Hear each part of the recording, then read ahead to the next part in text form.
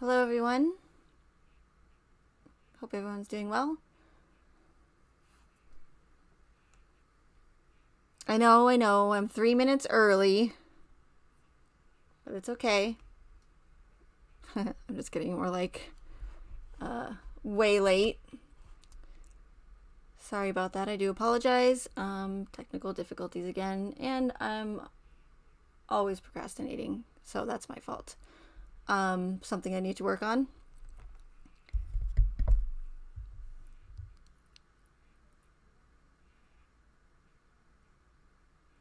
You got 6 notifications. Hey, Tech. Good. Multiple's better than none, right? Hey, GTP. Collins, nice to see you. Thanks for being here, guys. Hey, Margette. Oh, something. I have a funny little story to tell you. Google. One of my subscribers on YouTube left me a comment on the last live stream, and she said that wait, what did she say? Let me look real quick. It was pretty funny.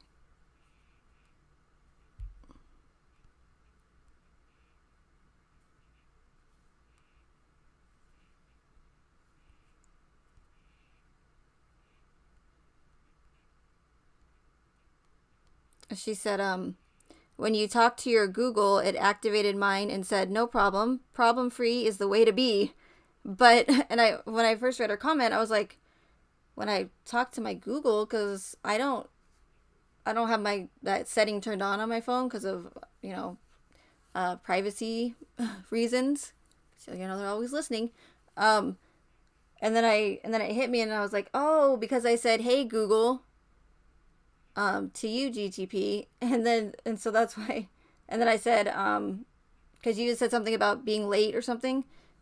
And so that's when I said, hey, Google, no problem. Thanks for being here. And so her Google said, no problem. Problem free is the way to be. I don't know. It's pretty funny. Anyway.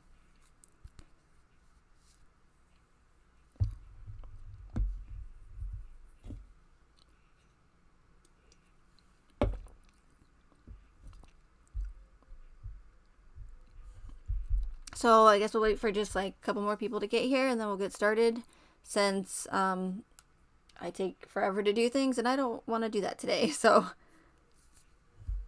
don't want to lollygag too much.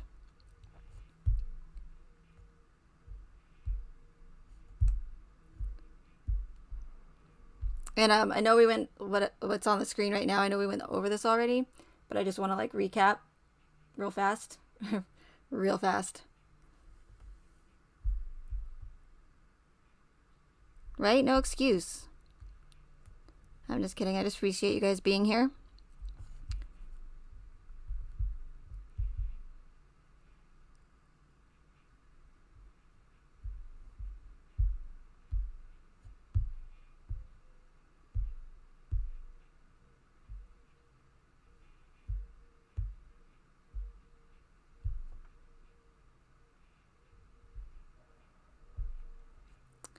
So there's not anybody over there on YouTube yet. YouTube land. Oh, and so I think the presentation should hopefully, as you can see, I figured out how to get it on full screen, and because what was happening is I would go to do the slideshow, and then because I have 2 monitors, and it would have some sort of like menu thing on one, and then I have the slideshow on the other, and then I couldn't see my OBS or anything else that I was doing to do that. So that's what happened yesterday. So anyway, so it should be not all that messiness around it, and we'll see how it goes. But fingers crossed. My Ethernet cable is also not working again, or the port's not working again. So hopefully there'll be no buffering either. It was working fine just a little bit ago, and then I checked it and it said not connected. So I'm running solely on Wi-Fi. I'm also going to, I did add like a few pictures this time to it, but since I can't, if I was on DLive, solely, I could play the clips from my videos or just play the whole video after I, went over them.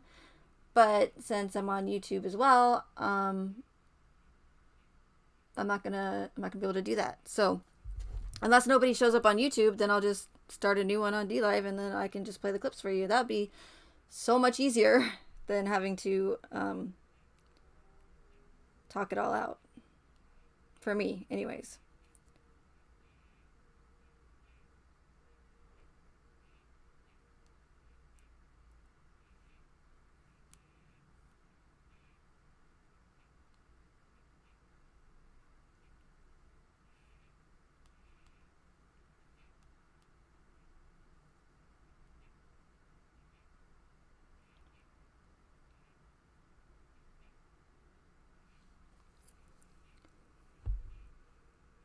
And that might actually just happen because we're already going on 7 minutes and I don't think there's anybody there. But we'll go ahead and get started.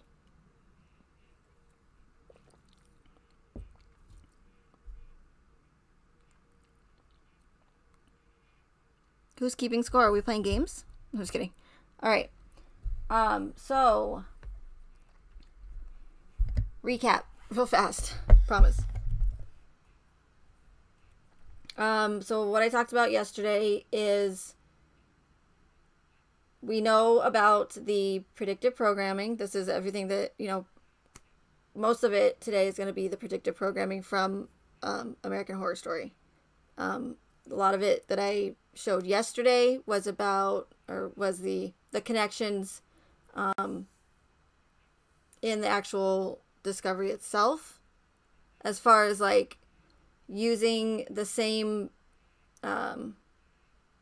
inspiration that the producers of American Horror Story, how they get their inspiration from classic horror films as well as real life murder cases or homicide cases. The ones in control of the Watts narrative are doing the same. So again, incorporating other true crime cases, high profile murder cases such as Scott Peterson, O.J. Simpson, and then also Ken and Barbie doll killers and some of these other Ted Bundy prolific murderers. So that's what we went over yesterday. In case you missed it.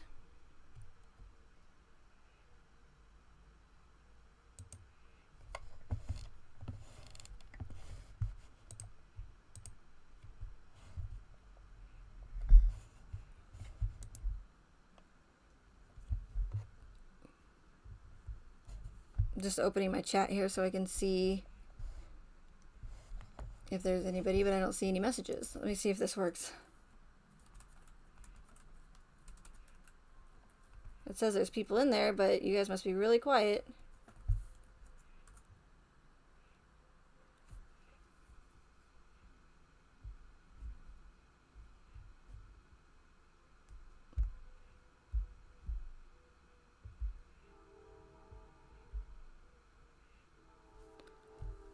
Okay, it works.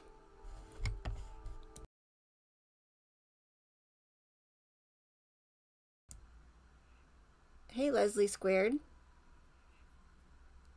Thanks for being here.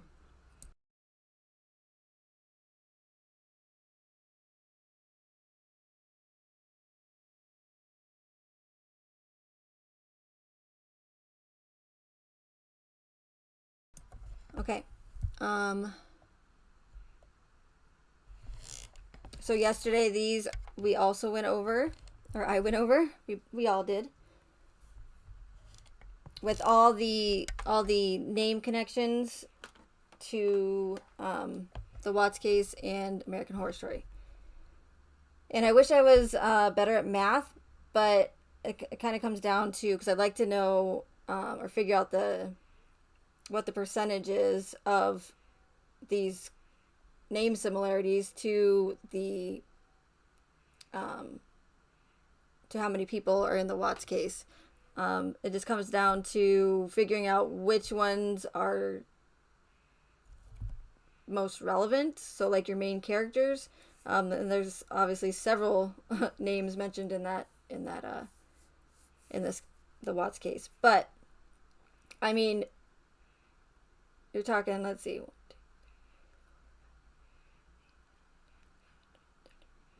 15 names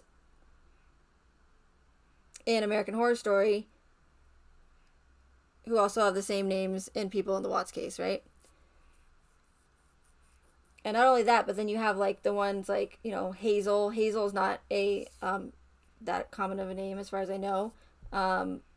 Or then of course you have Bella and Cece in there, which I'm shocked that they did that. But again, they don't care. They put it in plain sight. So,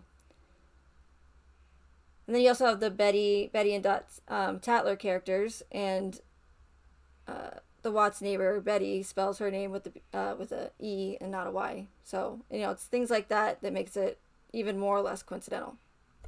Okay.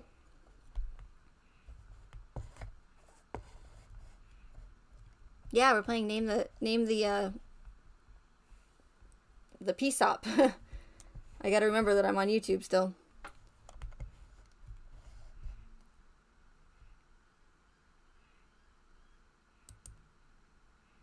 Okay, and then yesterday, to recap, I went over all of or at least some of the names in the Watts case where several people have the same name, Lee, and there's several people in the case that are either named Nicole or Nicholas. Quite a bit of people. I went over how there's different variations on how to spell the name Lee, such as Lee, of course, and then Li, and then Lie. And Lie, obviously, is the American word for lie. So, and what they do is they literally tell us that when they orchestrate these events, that they essentially admit to us that the whole thing's fabricated or it's a lie, by leaving these words and clues and Easter eggs in the event itself, as well as in, you know, movies and television. So with the predictive programming. And then I talked about how because with the powers that be, you know, whoever they are, right? The ones, again, that are controlling these orchestrated events and these narratives, they really, really like their names and symbolism. I can't stress that enough. So a lot of what they use in their symbolism, it means something. Not just, you know, it could obviously be like 33, 13. There's, you know, obviously that's their numbers that they like, right? But there's meaning behind the word or the name. So if you look up Nicholas, it's a male given name derived from Nicholas, for the Greek meaning of victor of people and conqueror of the people. And that's essentially what these people are doing. They are trying to pinky in the brain us, right? And take over the world. Whether you want to believe it or not, or that's what's happening. And I'm gonna try and show you guys that at some point, hopefully. So not only do we have them admitting that this whole thing is a lie with the thirsty lion, North Carolina, and the whole thing with the reporter saying, you know, asking Chris, oh, did Shanann where'd you get that shirt, when his family's missing? And where he got his shirt is absolutely irrelevant, because that's not going to help him find his family, right? Who cares where the guy got a shirt from? But if you want for people to subliminally see that the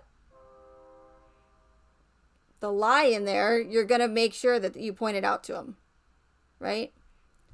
So that's why that whole scenario with the reporter and Chris was is important and why it was done, in my opinion.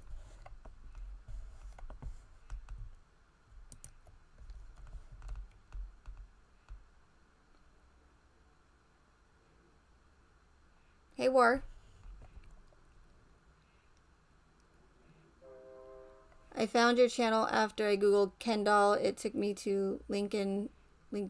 There was a Stephanie Kessinger who was on his other people who viewed his page. Huh. Stephanie, Kissinger or Kessinger. See, that's the first thing that I thought of whenever I heard Nicole Kessinger's name. I was like, huh, that reminds me of Henry Kissinger. Real nice guy, by the way.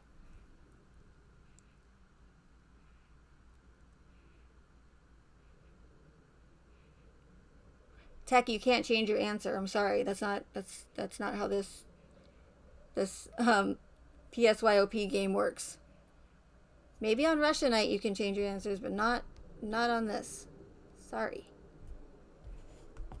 Gotta stick with one. I'm just kidding.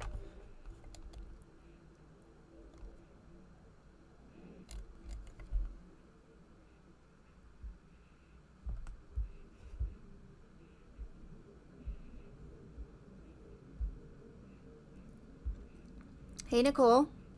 Good to see you. Not sure if you know this, but Shannon Watts is from Colorado. Oh, the pew pew pew control activist that I talked about yesterday?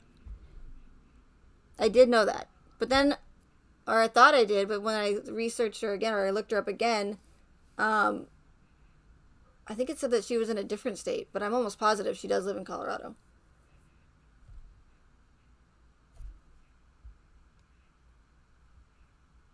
Hey, Doing Life My Way. Good to see you.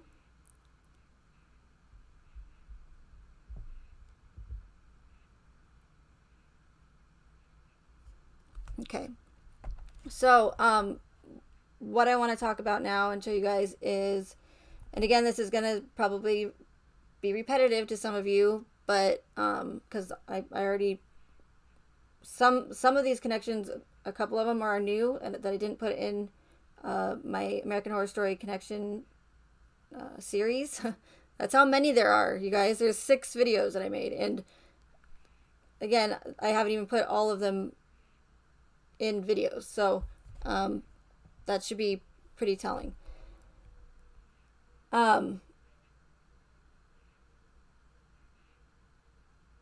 I don't remember what I was going to say, but I don't know why I always do that.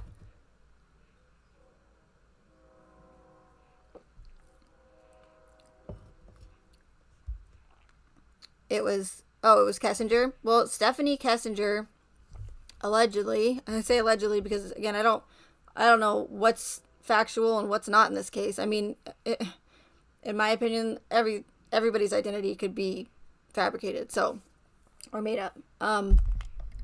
Which is why you can't find any history, or it's difficult to find any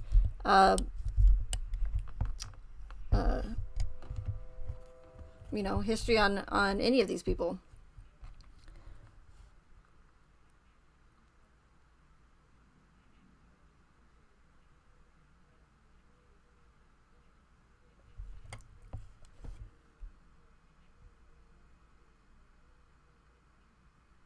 But yeah, so I as far as I know, says the narrative, Stephanie Kessinger is Nicole Kessinger's sister. And also the one, by the way, that Dwayne Kessinger supposedly sold that gray truck that everybody's been, hyped up about for over 2.5 years now, and I debunked that like a long time ago in one of my videos. But it doesn't matter how much evidence you show people. It doesn't matter how many facts you give them. If they want to see something or believe something that much, they're just going to believe whatever they want. So it doesn't really matter. But so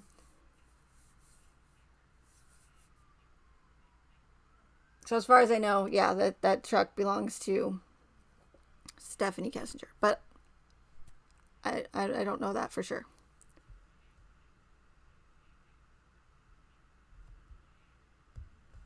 Oh, and real quick, I apologize about the whole scheduling the stream to give you guys some notification and then ending it and then starting a new one. But again, that's the only thing I can do unless I stop being a procrastinator and schedule the live stream at least a day in advance. When I use Restream, I can't just schedule it a couple hours before. So unfortunately, so I had to do that to give you guys a little bit of notification. So I do apologize. Okay. So thank you for the lemons, Collins. Appreciate it. So now I'm going to today talk about or show you guys the well, I went over the name connections yesterday, but then I want to show you guys the scenario connections, right? So right off the bat, the first season of American Horror Story is called Murder House, as you can see. Hopefully. Yes, okay, you can. So I saw this news interview. This is a screenshot from a Ashley Banfield HLN clip. And again, I would play it, but it's not really relevant. What's relevant is what's in the title. So when I saw this saying moving truck spotted in front of murder house. So a lot of times with these orchestrated events, and again, the I'm going to try not to say again so many times, unless you're drinking and you want to drink, then I'll do it for you. But I'm just kidding. Hey, Rebecca.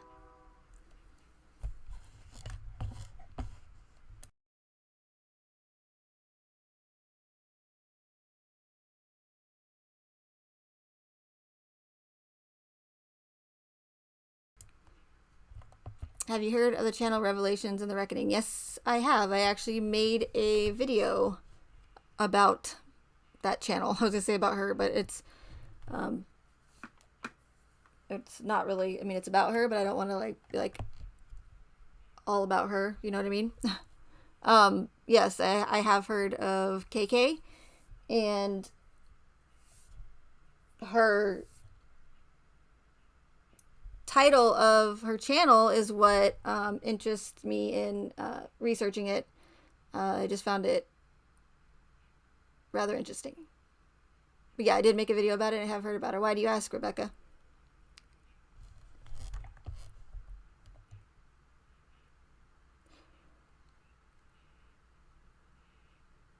Her job is listed as Planes and Operations Officer in U.S. Army. Huh. That's interesting. You're talking about Stephanie?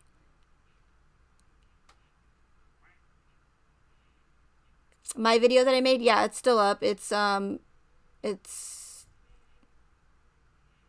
Revelation in the Agenda. It's a newer video, so it should be like towards the top. Oh, dang it. Now I don't know how to go back. Shit. I accidentally got click happy there.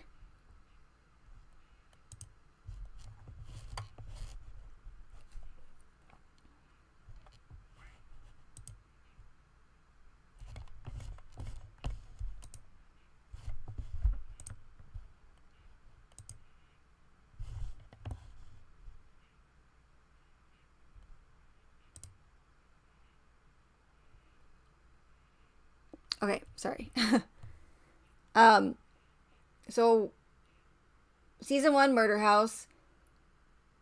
And I saw this title. I thought it was pretty interesting. So what I was saying was the mainstream media is controlled by these powers that be, the elite, and so if they're controlling these events and the mainstream media is the one pushing out these narratives and they're controlled by them, that's not good, right? So what they'll do is they will you'll see again, they love their symbolism and their little code words, right? And their the cleverness, right? They think they're very, very clever. So you'll find certain words, and especially like numbers, if you look at certain live news broadcasts of them interviewing witnesses from these like tragic events or whatever, you'll see that it says like 3:13 p.m., right? Or 3:33. And then there's also keywords, as you can see, moving truck spotted in front of murder house. So what are the odds?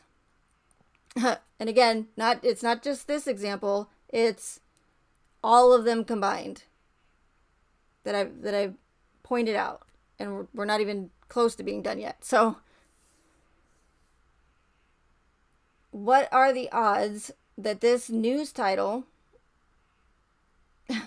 would say moving truck spotted in front of murder house? Why would they choose murder house of all things? Granted, yes, that's allegedly where at least one of the murders took place, right? We don't know if, based on the narrative, if the girls died at the house, if they didn't die at the house, if they died in the truck, if they didn't die in the truck, if they died, at Survey.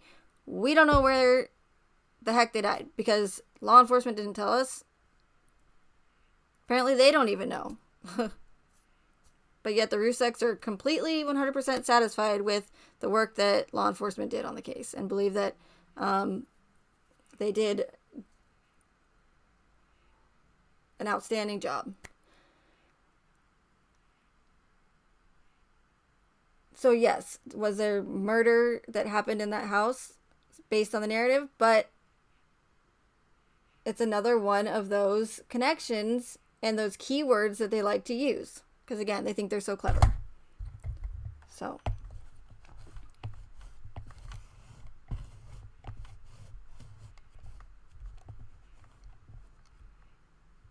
Why is it Chris Watts trial legal? Chris Watts trial. Did anybody go? Is that like a Facebook group or something? I just noticed that. Because there was no trial, so I don't know what they're talking about. I think it's funny too that you have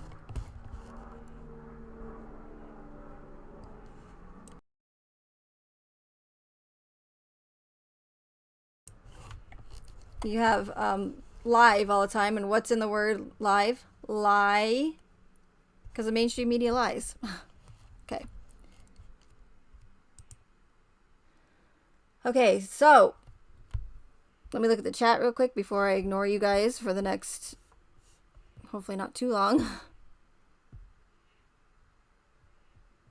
11%, 12% of, are you talking about the names tech connections, the percentage? Or are you guys having your side conversation about changing your answer? Hey, Monica.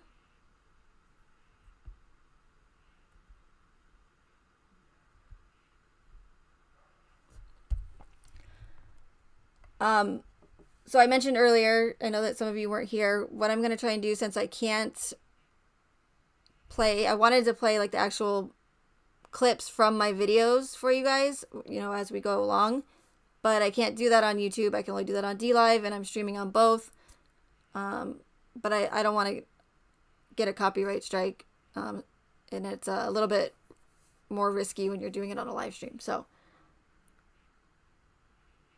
or maybe it's the opposite. I don't know. Either way, I don't want to risk it for 20th Century Fox coming after me again.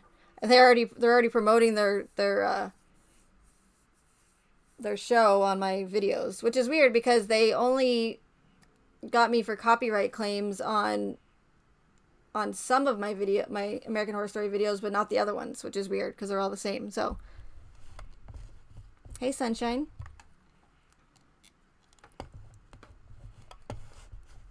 So what I'm going to do is I'm going to, again, try to play the audio at least for you guys of the clips that I do have. There's some that are either new that aren't in the videos, or there's no audio. For instance, there's one that I left out that was, the scene was kind of graphic, and I didn't want to be disrespectful to the Ruseks or the Watts, because that was especially my first video, so I was definitely worried about offending people. So it was, kind of graphic, so I left that out. So that one obviously is not going to get played. But the ones that I do have, I'll play the audio, so at least you guys can hear it. And you guys can always go and watch the videos if you have not seen them, or if you want to go back and watch them again.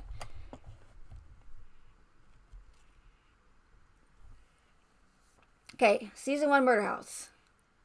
The Watts lived in Colorado. I mean, in North Carolina.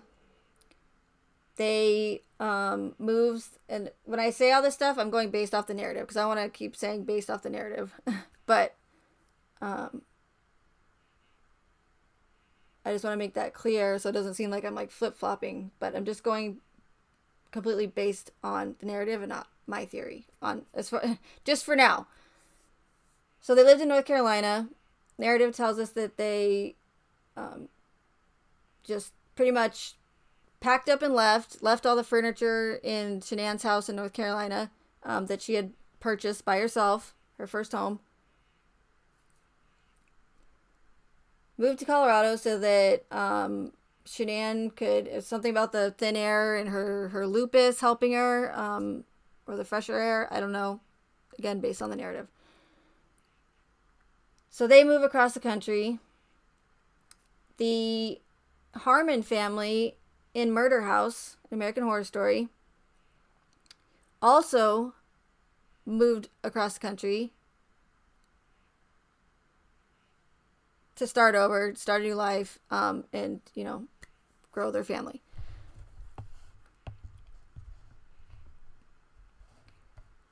Chris Watts was having an affair on Shanann. We all know this. Ben Harmon was also having an affair, and that's one of the reasons why they moved across country to start over.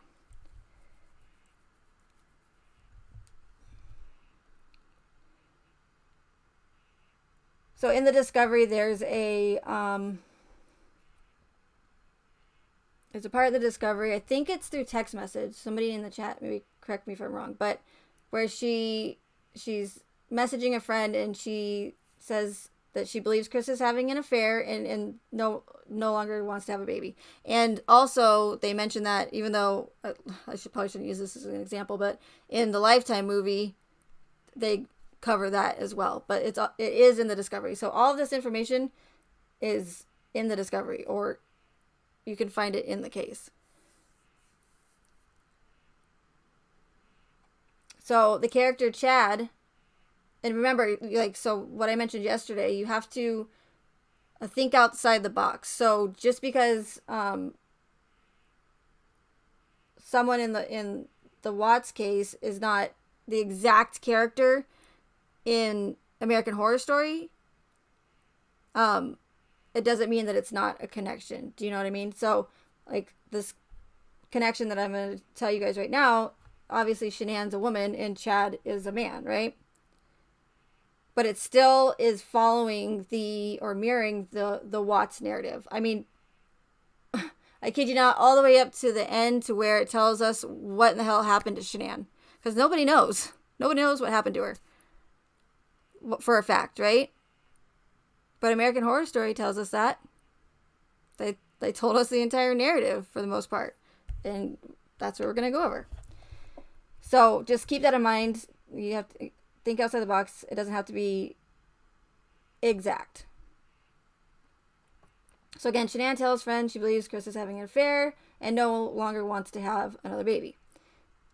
Murder House, Chad is, the character Chad is the scene opens up with them at a restaurant, and he's also speaking to a friend and tells his friend that his partner Patrick, because he's gay in the show, they discussed adopting a baby, but believes that Patrick no longer wants to have another baby.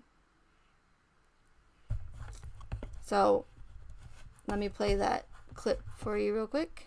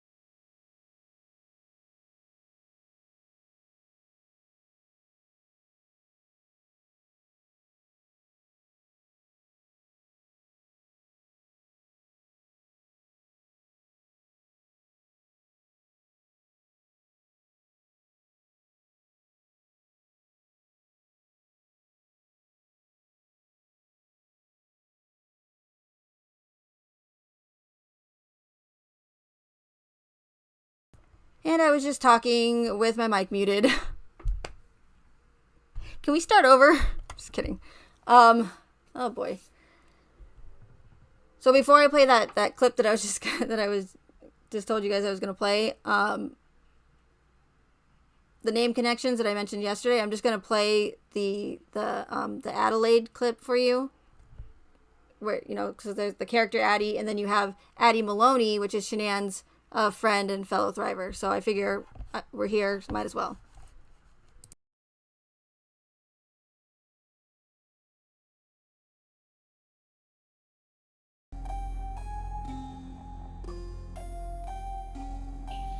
Hi. Hi. I'm Constance, your neighbor from next door, and this is my girl, Adelaide. Hello. Go home, Addie, now.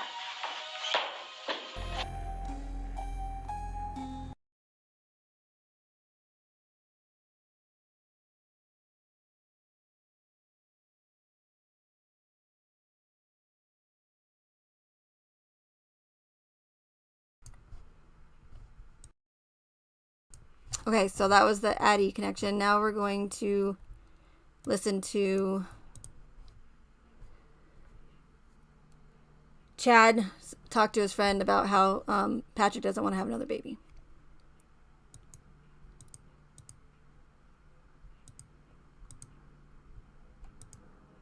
I mean, it's actually really crazy. It's so spot on.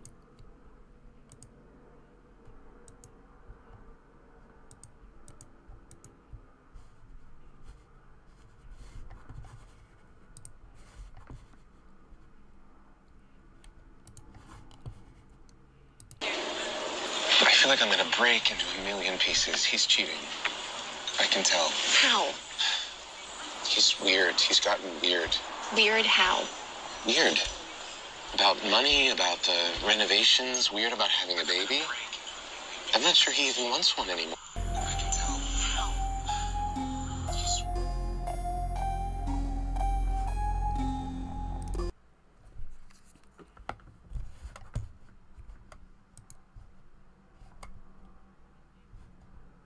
Okay, sorry about that. So there's also a, in the video that I didn't put in the list of connections, we know that everyone, you know, the majority of people said, and even Shanann said, that she was the more dominant. There's even a clip on one of her, a video clip on one of her Facebook videos that, where she talks about how she's the more dominant one and Chris is more, you know, laid back and an introvert, and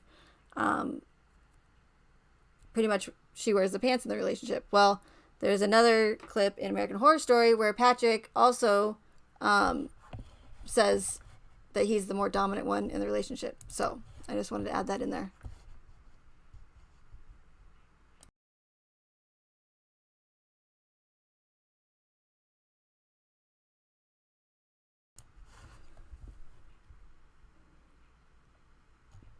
Okay, so we know that the Watts had filed bankruptcy. They were in a lot of debt from Shanann's medical bills, from the girls' medical bills. And Shanann was also,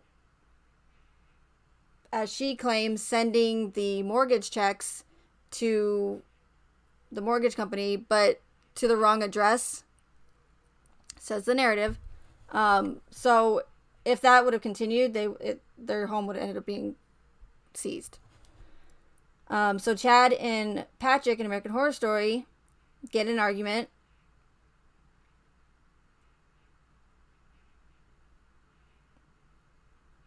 And Chad tells Patrick that he knows about the bills and their statements, and confronts him about that. So let's listen to that.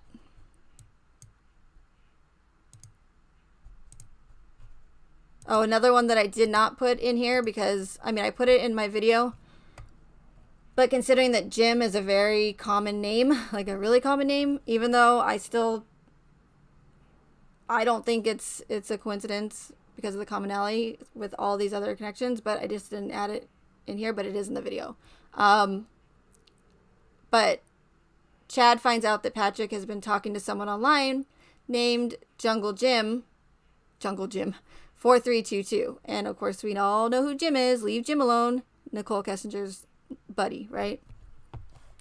BFF. So I just thought I'd throw that in there. Okay. Ready? What are you going to hold over my head when the bank comes and takes this place away from us?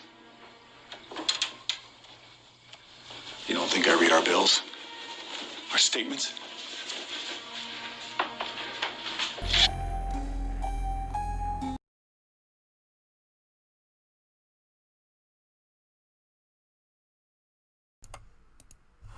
Apologies about the annoying music. I thought it was fitting back then. I mean, I posted this in April 18th, 2019. So that was a while ago.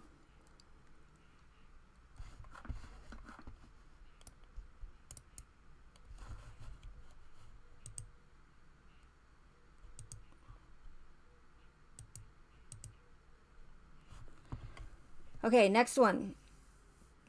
The Watts contacted a realtor about selling their house. In American Horror Story Murder House, the Harmons also contacted a realtor about selling their home. Now, again, that could be very, very common in movies and television because people sell their homes all the time, right? So, but I still add them because it just makes it, again, that much less coincidental when you add it into all the other ones. So this one is one of the more obvious ones that are, it's too similar. So we know that Shanann was pregnant with Nico, murdered, of course, and buried in a shallow grave in the dirt at Survey 319. Ben Harmon, the one that I mentioned, the character I mentioned earlier that was having an affair, and I don't want to like give any spoil, I don't want to spoil it for anybody if you guys do want to go watch it, and that's why, I kind of made them vague. Plus I didn't want to like do all that.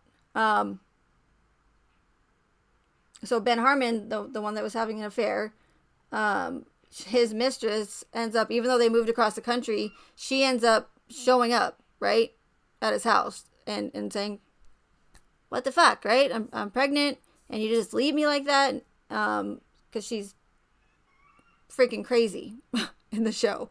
She's a wacko. But so she shows up, ends up being murdered. I'm not going to say like how, but pregnant, murdered, and also buried in the ground. And this is the clip that I'm going to play right now.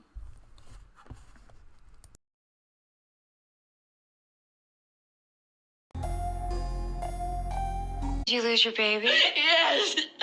Yes! I lost mine too. It was never born. It's in the backyard with the rest of it.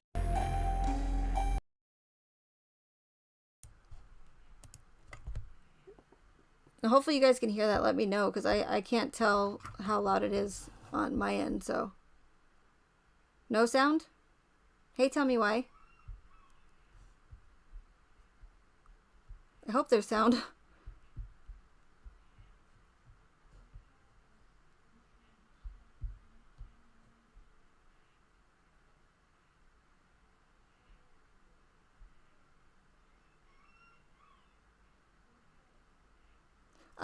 Sunshine, Nick and Amanda's daughter's name is Amelie, and I mentioned that a couple times in a couple of my videos, which is rather interesting to say the least, because on the end of Amelie, what do we have?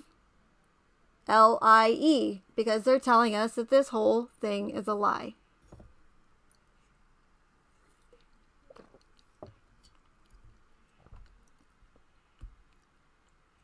But you guys can hear the sound? You hear it loud and clear? Okay. Cool. Thank you. Okay.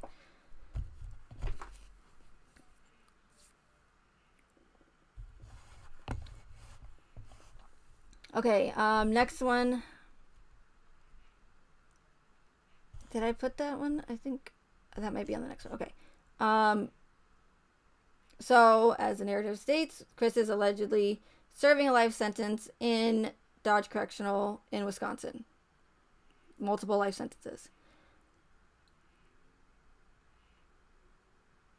Then, during an argument, Ben Harmon, the character having the affair, and his wife Vivian, and I put it in my first American Horror Story connection. This one might be stretching, but I just found it interesting because you have Vivint, Vivint?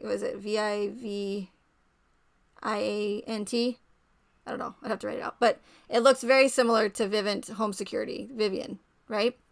So I didn't put it in this one because, again, I thought that it might be a stretch, but it's still worth mentioning anyways.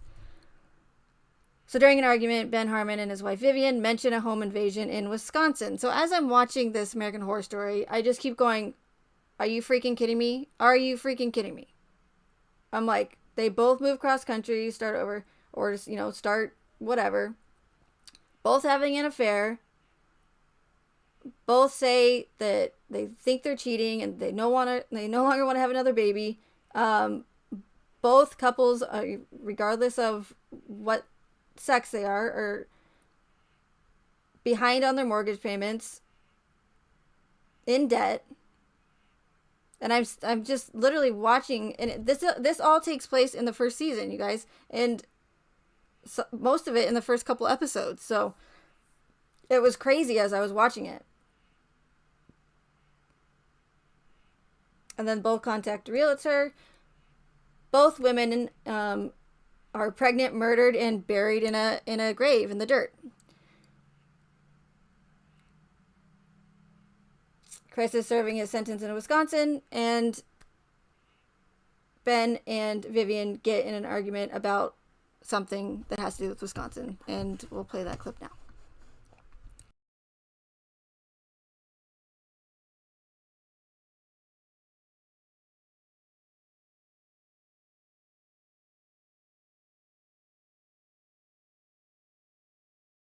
Police say there was no evidence of anyone. I know what the police said! They don't even think they're in California. There was a report of a similar home invasion in Wisconsin. They were 6 inches from my face!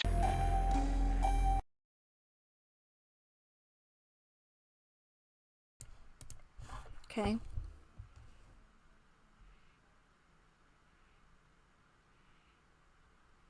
You get an email every day from Vivint? That's weird.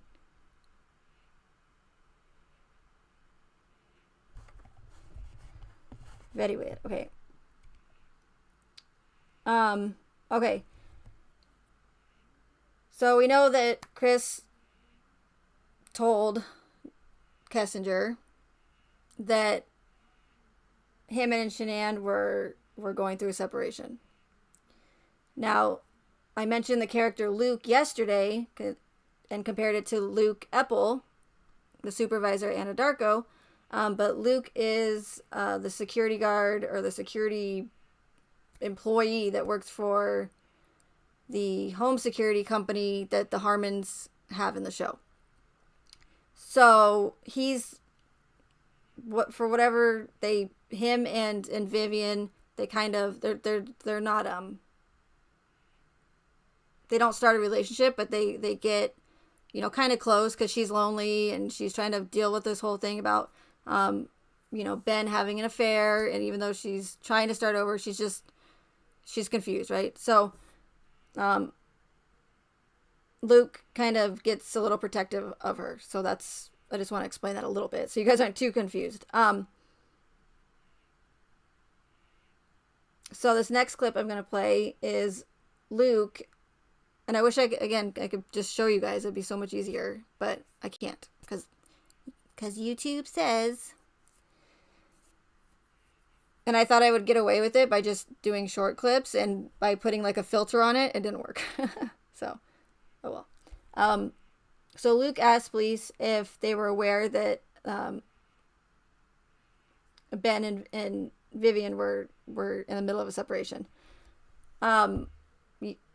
If you follow this case, I'm sure you're familiar with that letter, right? The letter that so many people have been talking about, where it says,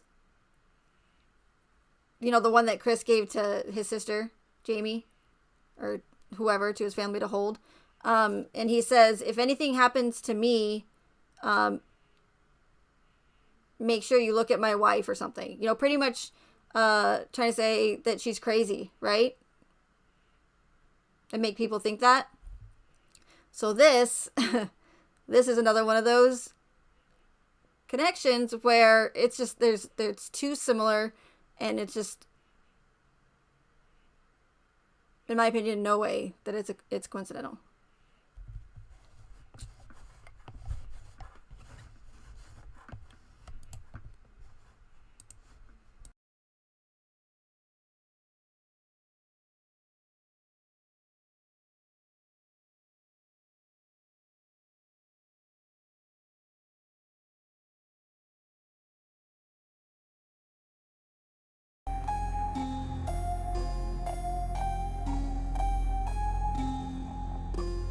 Talk to Mrs. Harmon? We've got this under control. So did he tell you that he doesn't currently reside here? That they're separated? He did tell you that, didn't he? Son of a bitch. Did he also tell you that he has a mistress with a criminal record? He told you that too, right? I'm a licensed psychiatrist. I know a psychotic break when I see one. My wife is a danger to herself and to others. So you want to ship her off to the loony bin so you get the house, the kids, the mistress, and the dog?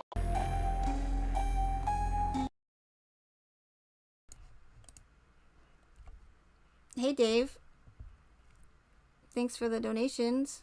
Thanks, Google. Thank you, Tech, as well, for the donations. Wah. So that's rather interesting, to say the least, right? So he's like, Ben is trying to say that his wife's crazy, and Luke's getting upset, trying to say that, oh, you're just trying to say that she's crazy, and so that you can ship her off to the loony bin and take the house, right? The mistress, Chris had Kessinger, the kids, Bella and Cece, and the dog, Dieter. What are the odds? And add that to the letter that Chris wrote that just randomly popped up out of nowhere. If anything happens to me, look into my wife, trying to claim, you know, or accuse Shanann of being crazy. It's not coincidental, you guys.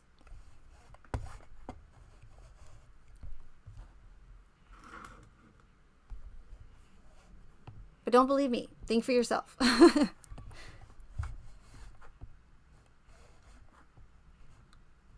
Okay.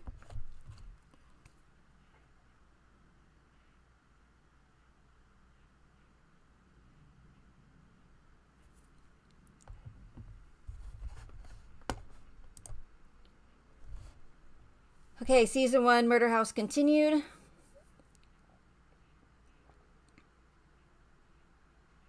Oh, I guess I already went through that one. Okay. Oh, and it's interesting too that he says that Kessinger, or not Kessinger, but he said that that the mistress has a criminal background in American Horror Story in that clip I just played. Wasn't there something, or allegedly, that Kessinger had like a DUI or something, or some sort of criminal record? I don't know. Doesn't matter. But just too similar. Okay, so Chris was, it all happened in Colorado, obviously. He confessed to killing Shanann, and not the girls right away, was booked into Weld County for a couple months, and ended up taking a plea deal and confessing to all the murders.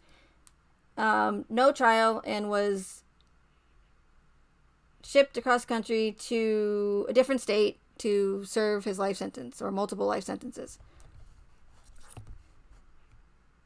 Larry is a character in Murder House who admits to a crime he didn't commit and is transferred to prison in another state. What are the odds? And not only that, but so he's claiming that he didn't commit the crimes. I mean, isn't that what is going on with this whole thing? I mean, Chris hasn't really come out and said that he didn't do it, but with all this talk and speculation that, you know, with Lana, 35C, and several others trying to claim Chris is innocent, right? Or at least had help. So this is that clip.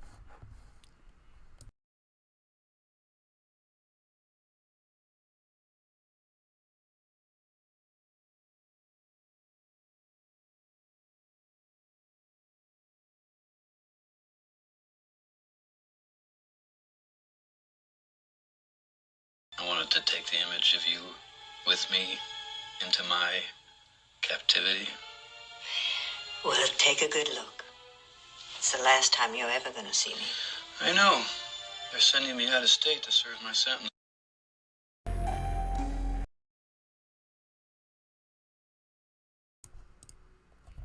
So he says, I know, they're sending me out of state to serve my sentence.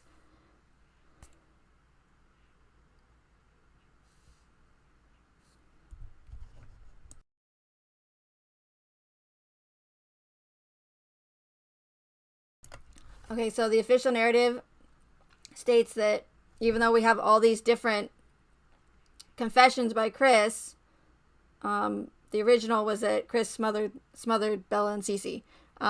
This is one of those clips that I didn't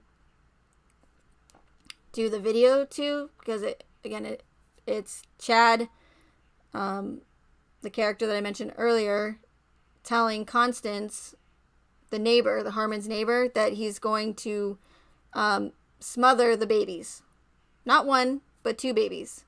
So again, what are the odds in both scenarios, in the show and in the case,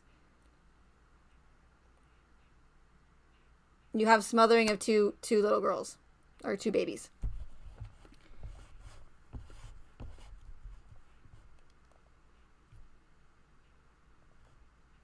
Oh, and these, for the most part, are, I'm just going from season 1 to season 9. So there's not, this season has the most, so don't worry. It won't, I promise it won't be that long. But they're in order.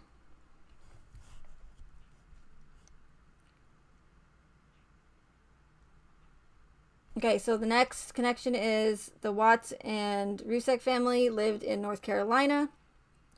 The medium Billy Dean tells a story about a colony in North Carolina, which we're later introduced to in the season of Roanoke, which also takes place in North Carolina. But we'll get to that. And here's the clip.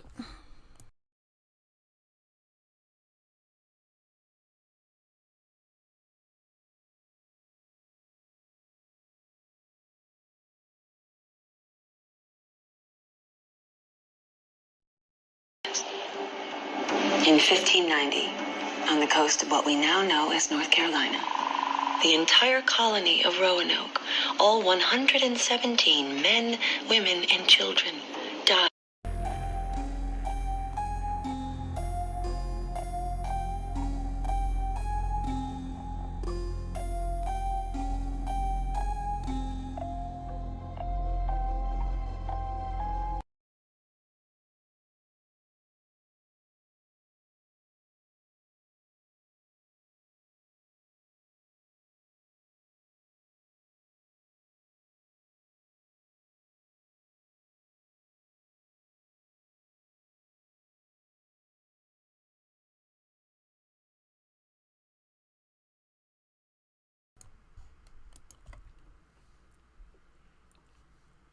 Hey, Jenny.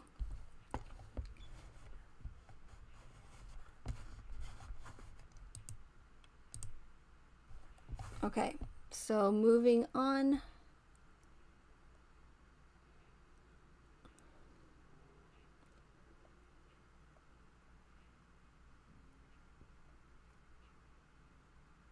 Okay, so do you guys remember I don't know if you guys have read Cato's book. I have not read Cato's books, either one.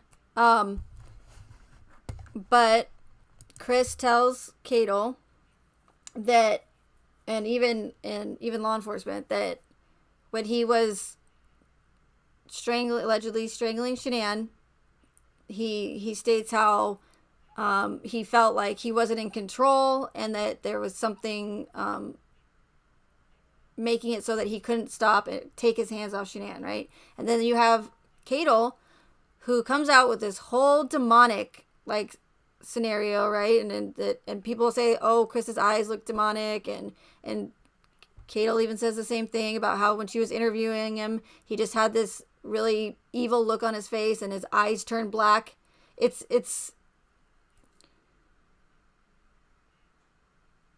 for entertainment purposes, and I know that sounds bad because it's not. I mean, there's nothing entertaining about a homicide case, but they have to hype it. They have to hype everything up, you know.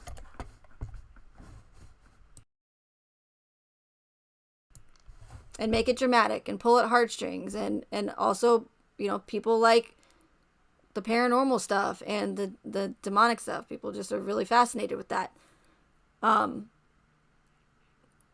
So again, Chris claims that there was something that took over him where he just couldn't take his hands off Shanann, and that's one of his reasons for doing what he did, I guess. So in the season of Murder House, and spoiler alert, but at the end of the season, I think, and actually you can kind of pretty much predict it, but we find out that the house is actually demonic, and it's possessed, and whoever lives there. So it's kind of like Amity, you know how I told you that the producers of American Horror Story get inspiration from, you know, classic horror films and real life murder cases. Well, it's kind of like they got inspiration from Amityville Horror. And that's, you know, that's your murder house, is your Amityville house. Because in Amityville Horror, we know that story where, you know, the guy ended up killing his entire family because voices in his head told him to do that, right? Or so he claimed.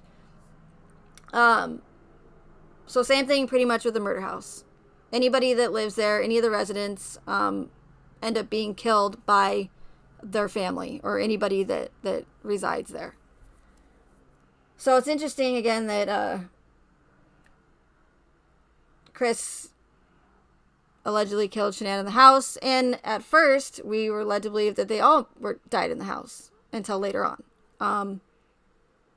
And again, the mainstream media dubbed the Watts home the murder house.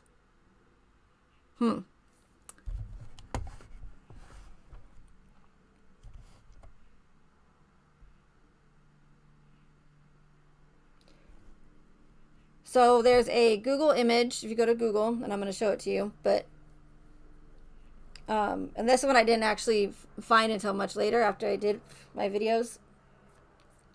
So this one's not in the video, but on Google Maps, Shanann's North Carolina house has a Tate Realty sign out front in the grass, which I'm going to show you now. And the Harmons neighbor, the boy, his name is Tate.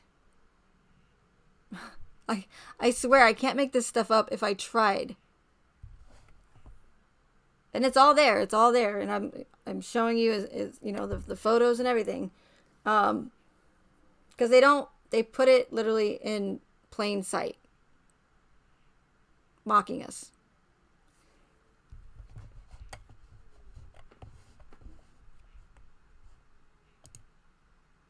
It might be hard to see. I don't know if I can zoom in, but let me know if you guys can see it. And if not, you guys can always, you know, go to Google and zoom in, or zoom in on the video after this is over or whatever. So when I was, you know, down the rabbit hole with this case, checking out whatever I could with Shanann's North Carolina home, I just happened to look at the sign and it says Tate. Tate. And in my first video, I actually compared the neighbor Tate to Nate, neighbor Nate, both neighbors, Tate, Nate. Now, that could be stretching because it's, you know, it's just rhymes and they're neighbors. I don't think so again because of all the other connections, but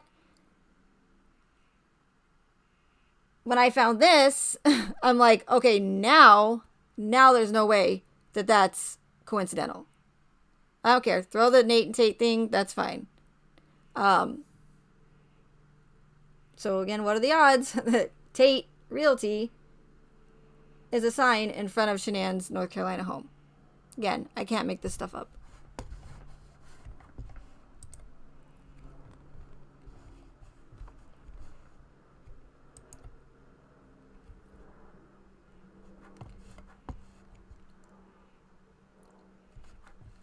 Okay, so on yesterday's live stream, I went over, again, the name connections, like Charlotte Brown, who claimed she was administered to the psych ward, claiming she was Anne Frank, and you have Kit Walker, and then you have the CEO at the time of Anadarko was Al Walker, and then you have the two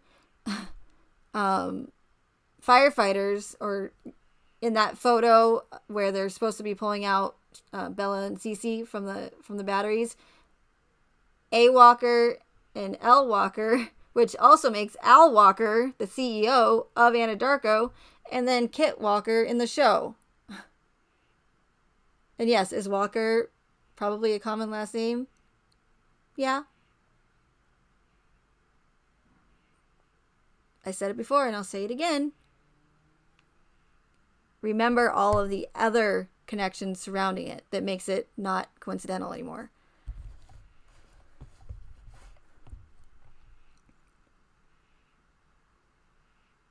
Okay, so this one, I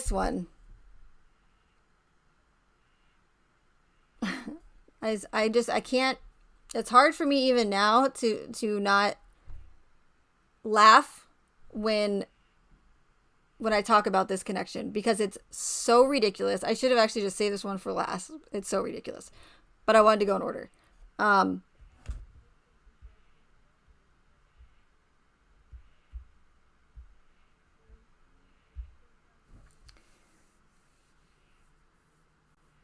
So we know that Shanann flew into Phoenix, Arizona, just a couple days before the murders, or before the event,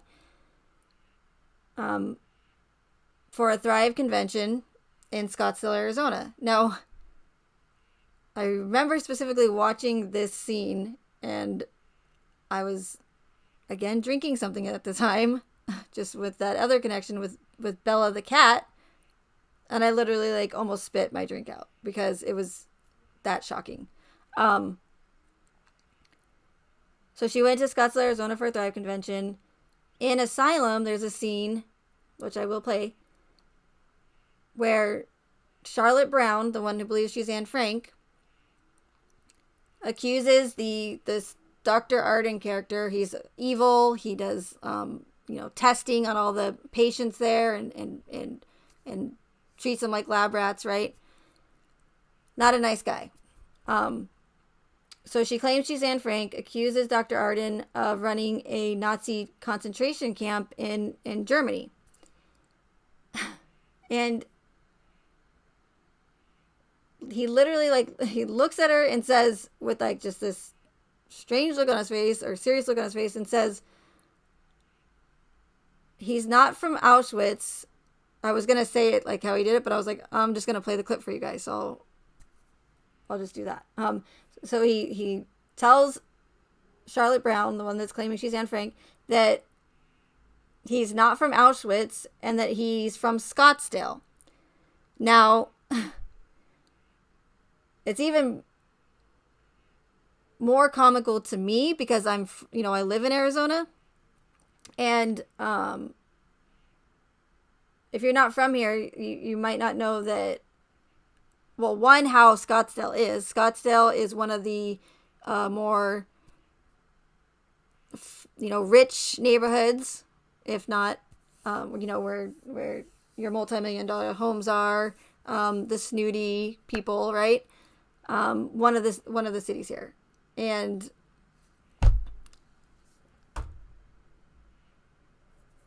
not only that, But, you know, so this doctor, right, this evil doctor in this asylum is telling this character who's claiming to be Anne Frank that he's from Scottsdale. Scottsdale. Like, multi-million-dollar homes, rich people, right? But what makes this so not 100% totally not coincidental, there's no other Scottsdale in the world, whether it be a city, a country, no, obviously not a state, but a province. There's no other Scottsdale in the world besides Scottsdale, Arizona. So when I saw this, I was already suspicious. I was already pretty much convinced that this case was orchestrated. But when they threw this in there, I was shocked. I'm like, are they serious? Are they for real with this? Like, so I can understand if there was another Scottsdale, but there's no other Scottsdale in the world. It's named after the guy's last name. And I know that I'm like, you guys are probably like, okay, Megan, we get it. But I need you guys to understand that how ridiculous this is, this connection, this similarity.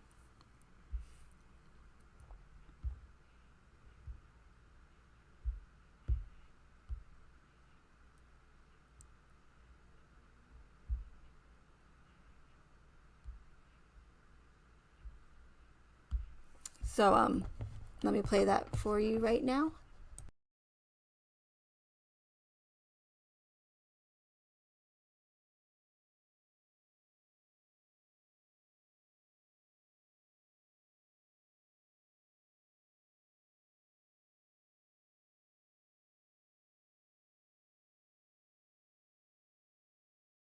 Physician and administrator at Briarcliff Manor.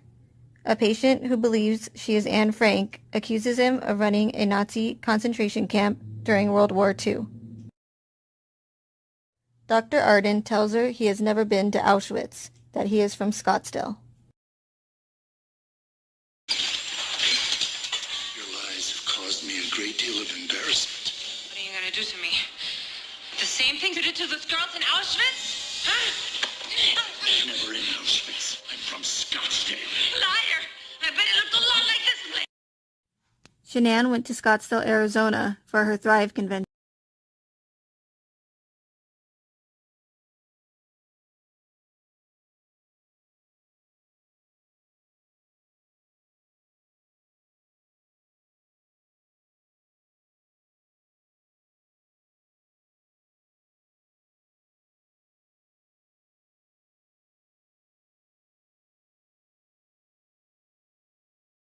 Okay, so I'm just going to play it one more time, and that's it.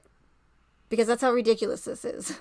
And I can't believe that they put that connection in there.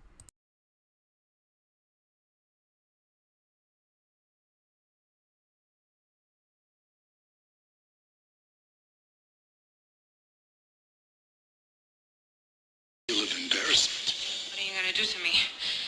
The same thing you did to those girls in Auschwitz? Huh? I'm never in Auschwitz. I'm from Scottsdale. Liar! I bet it looked a lot like this place. Shanann went to Scottsdale, Arizona for her Thrive convention.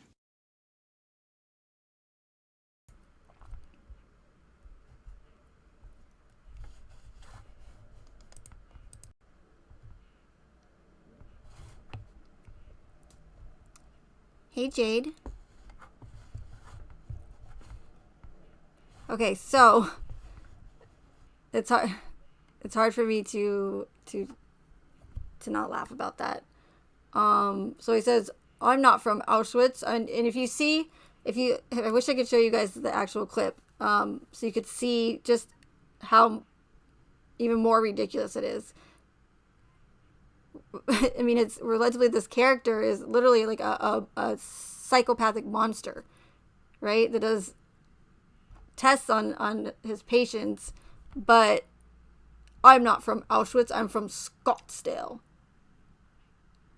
You're claiming in the show that you're you're not from Auschwitz, a Nazi concentration camp, that you're from a rich, stuck-up neighborhood in Arizona. Like, get the fuck out of here. So I can't believe, excuse my language, that they put that in there. I literally can't. I mean, it's absolutely ridiculous. Okay, moving on. Sorry. I'm still in shock, and that was over a year ago. So.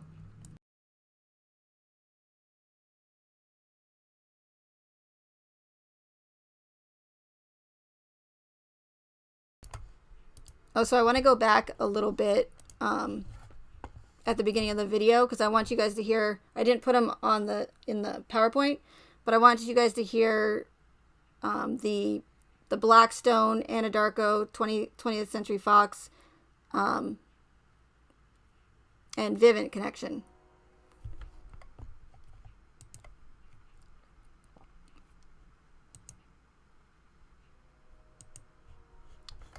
And I don't know if you guys are familiar with the unveilerist Regina Kali. She's made only a few videos, but they were really, really good. She like really dug deep into Kissinger's background and Mr. Jim, his background, and so she's made the few videos that she's made are really, really good. And she points out the corruption with Blackstone and the Bushes and occult stuff that I'm essentially pointing out to you guys as well. So here we go. In the Watts case. In pointing out many, the unveilerist Regina Kali made a fantastic video pointing out many inconsistencies, religious occult symbolism, and suspicious connections in the Watts case. In her research, she found the Blackstone Group, Vivint Incorporated, Anadarko, and 21st Century Fox are all connected. The connections. Blackstone has shares with Anadarko and 21st Century Fox.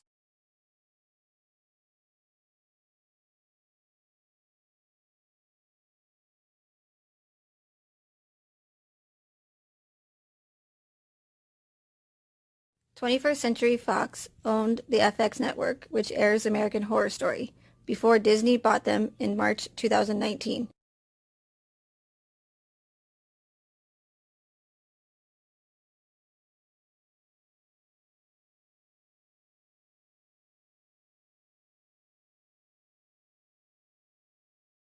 And Blackstone owns Vivint.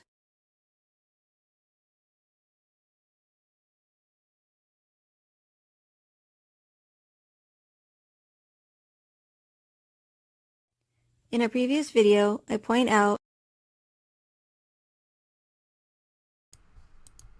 Okay, so apologies for the robotic voice, but I'm a little bit better now than I was then, as far as my videos go.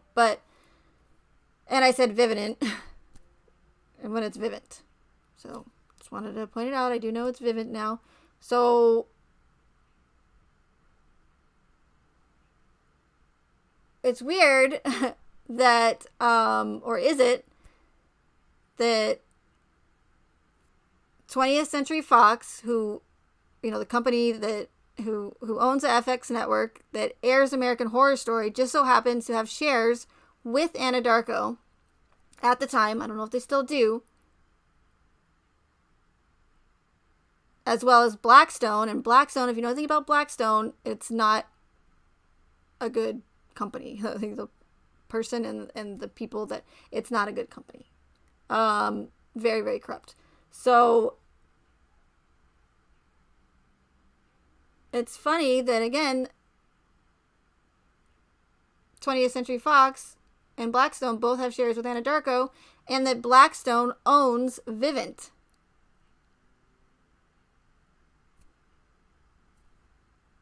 Just pointing that out.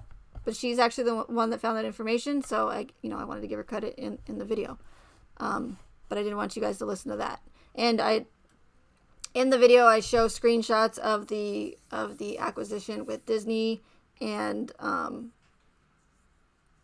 the shares with Blackstone and Anadarko, as well as the Blackstone owning Vivint in the video. So.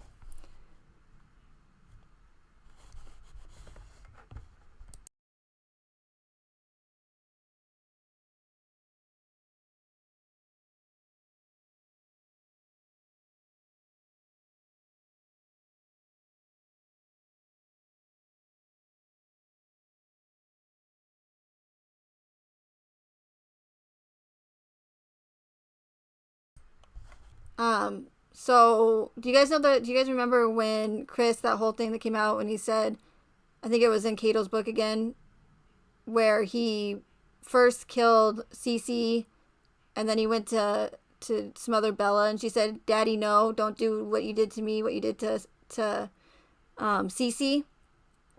One of my subs pointed out to me, but with that Scottsdale clip that I played with the doctor, she goes, are you going to do the same thing you did to me, that you did to those girls in Auschwitz? Very similar. Might be a stretch, but still going to put that out there. So.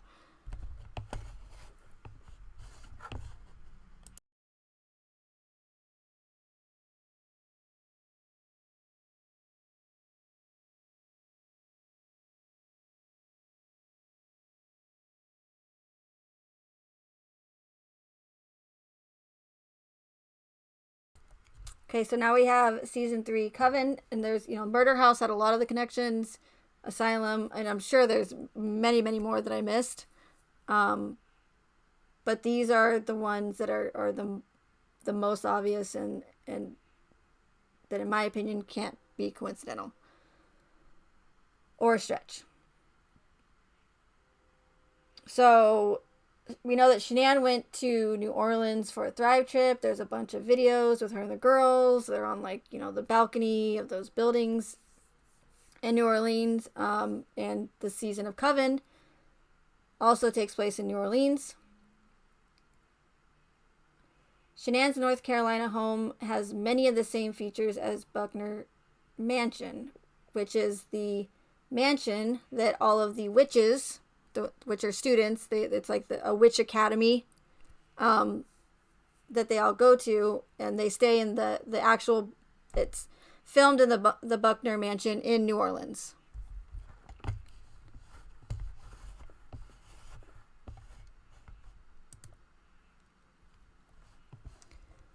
So this picture actually is not in a video. I posted it to my community page because there's a few that I found after the fact as I just went along. So I just decided to put them in there after I got 1,000 subs. I was like, yay, I can put whatever I find now and I don't have to make a video, but just throw them at you guys.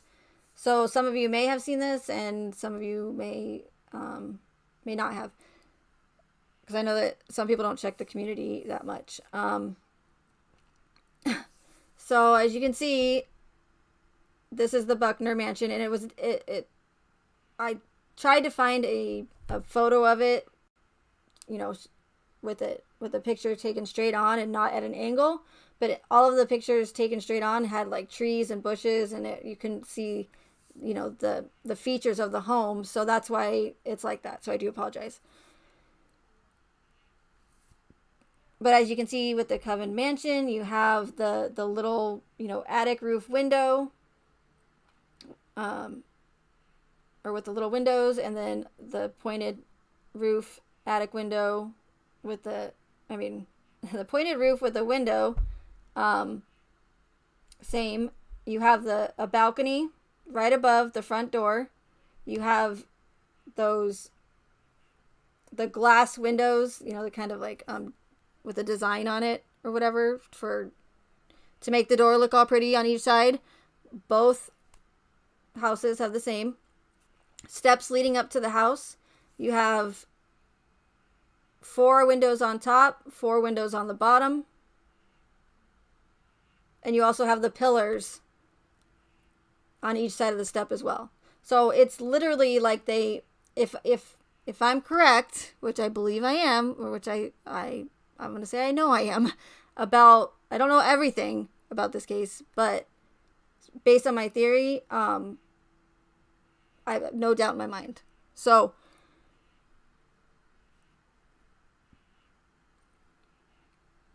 with that being said,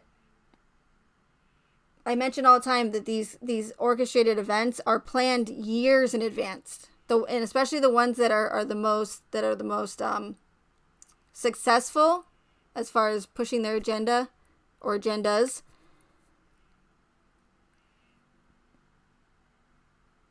So it's very likely that this home in North Carolina was built specifically for this case to match the American Horror Story house. And I know that might sound crazy, but I mean, if you look at the photos, they're almost identical. I mean, like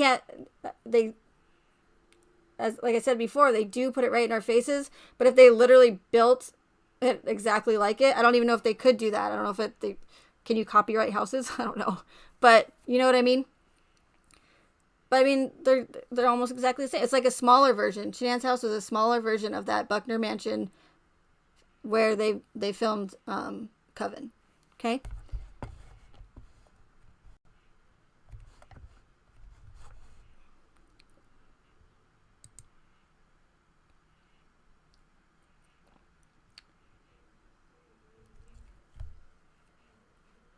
So the entire season of Coven revolves around witches, witchcraft, what are they called? Like voodoo magic, because it's New Orleans, of course, makes sense.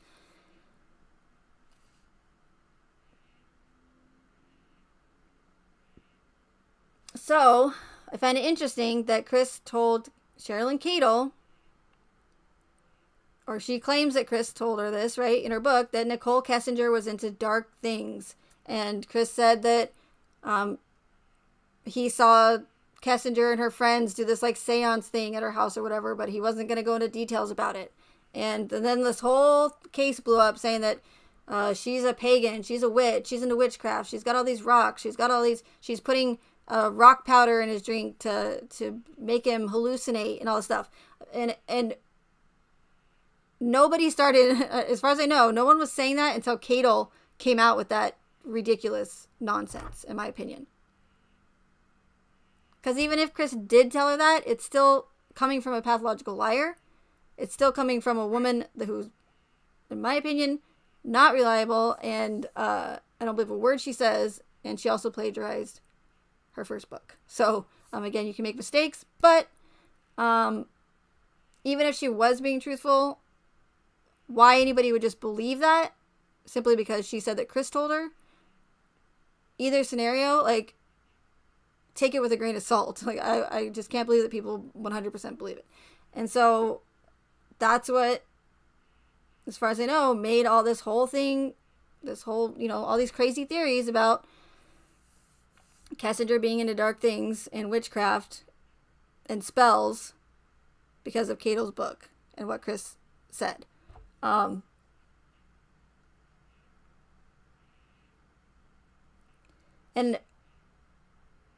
it's interesting because I talk about the predictive programming, but I've never seen so much in one case.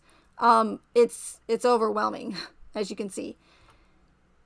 But I've never seen it carry on after, like after he pled guilty and the narrative was done. I've never seen it carry after the fact. So I'm gonna have to coin a term for it. Like post predictive programming, which doesn't make sense because it's supposed to be predictive. But so there's several instances where after the official narrative, they were still, as the season was going on, putting these connections, whoever's doing it, whoever's in control of the Watts narrative, is putting these connections from American Horror Story into the Watts case.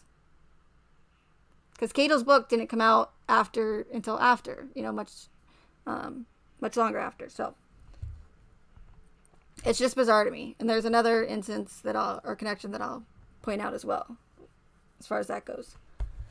Okay, moving on.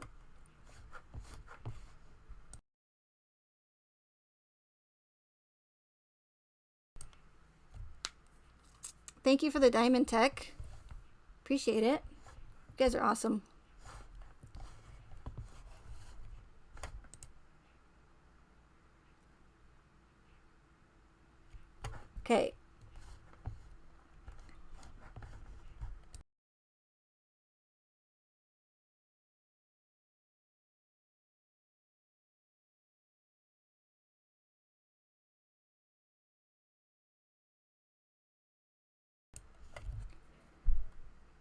Season 5 Freak Show. Chris is allegedly serving a life sentence at Dodge Correctional in Wisconsin, or multiple life sentences at Dodge Correctional. Jimmy and Maggie are two characters in the season Freak Show that are obviously a part of the Freak Show. They have some, some anomaly or whatever to them. Is that the right word? I don't know. Okay. So Jimmy tells Maggie that she better get the hell out of Dodge before he gets his new hands, because his character, he's like a claw hand. So he's got like lobster claws for his hands, and in the show he ends up this evil dude ends up chopping him off. Just so you guys aren't like, what the hell, new hands, what the heck is she talking about, right? That's why I said go watch the show, even though I'm not promoting it. Last thing I want to do is promote that freaking show. But if you do and you watch it all the way through, I would be very, very surprised if you did not have a different outlook on this case. Especially if you have read the Discovery and been following it since the beginning. Wah.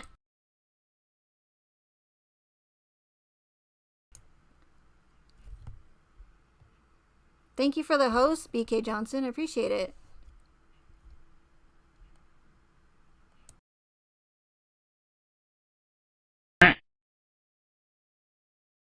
Freak Show. Betty and Dot Tatler are conjoined sisters who share a body but not a heart. Chris lived next door to Betty Marcoux. Jimmy blames Maggie for the loss of his hands. She tells him she has changed and will make things right. Jimmy tells her she better get the hell out of Dodge before he gets his new hands. I'm gonna make it right with you and with them. I promise. You gonna bring my petite back from the dead? I've changed, Jimmy. If I was you, I'd get the hell out of Dodge before I get those new hands.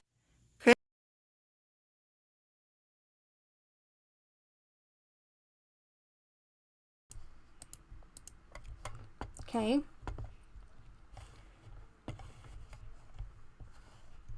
Oh, and the first part of before that clip was I was talking about the Betty and Dot Tatler, the characters that I mentioned yesterday, and the name connections.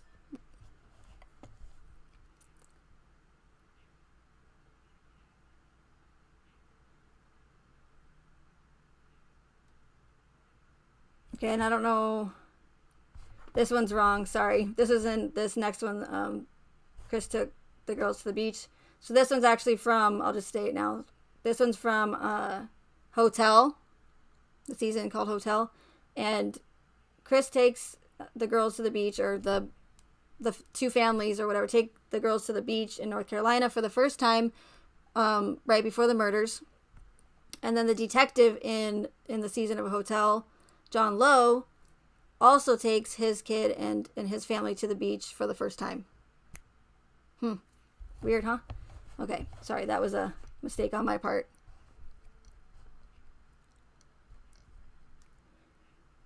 Okay, season 6, Roanoke.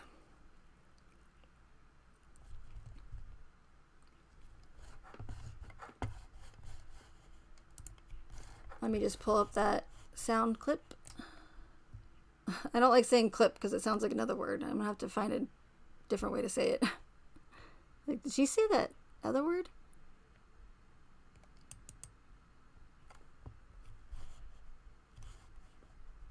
And yeah, I wish I could just play this for you guys, but of course, like I said, I can't.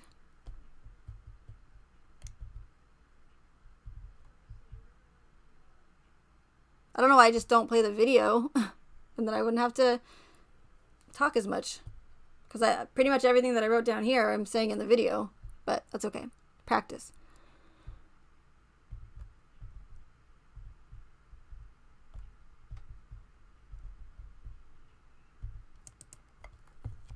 Okay.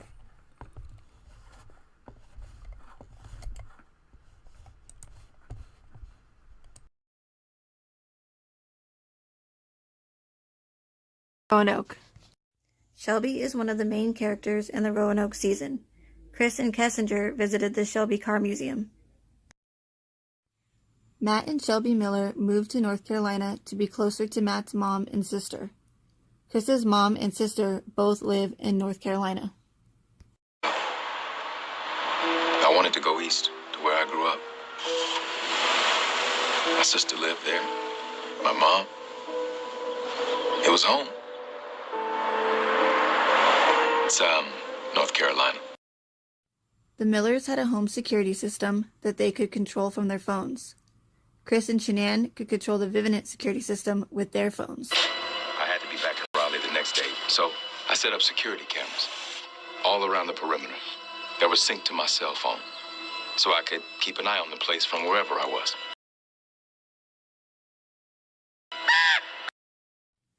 Lee is Matt's sister. Chris and Kessinger both have the middle name Lee. Okay, so I just let that play because obviously it goes into the home security system. So again, he says that I want to we want to move closer to my mom and my sister, North Carolina. Again, I cannot make this up if I tried. And then as you just heard, the Watts have a home security system. I mean, like the Watts, the Millers also had a home security system they can control from their phones. A lot of people do. I understand that. But again, you have to take into consideration all of the other connections, because that's when that makes those ones a lot less coincidental. And then as you just heard again, several people in the Watts case have the name Lee. Matt's sister's name is Lee. And then you also have all the other names of Lees that I didn't put in the video, like Dwayne Lee Kessinger, Nico Lee, so on and so forth. Okay, so then I think these should play in order. We'll see.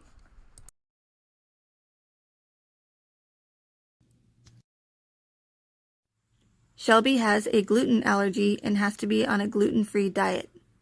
Shanann was on a strict gluten-free diet due to her lupus. Lee judged my yoga and my gluten allergy and my 2 years of college. She thought I was too much of a phony for her brother. Okay, so if you're familiar with that whole Nutgate thing and the letter that Sandy wrote, Shanann's mom, and how Jamie Watts and Shanann did not get along whatsoever, based on the narrative again, what we're being told, and also that Sandy, as well as Jamie, did not accept Shanann. They thought that she wasn't good enough for Chris, and as you just heard,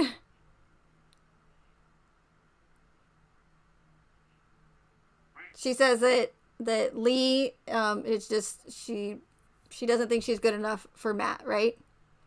So here we go.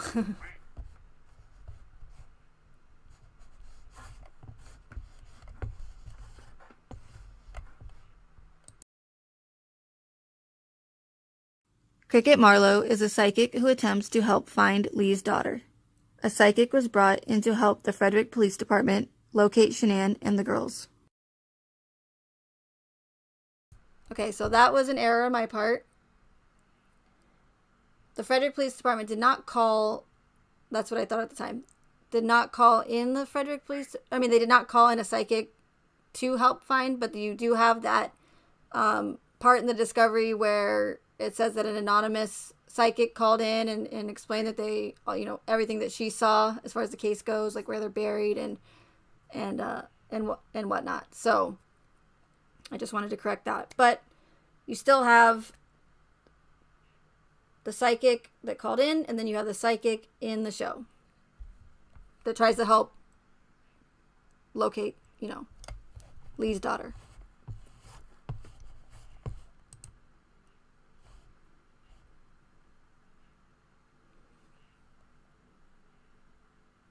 Okay, so Lee takes her daughter violating a custody agreement, and Shelby has to talk Lee's husband off a ledge.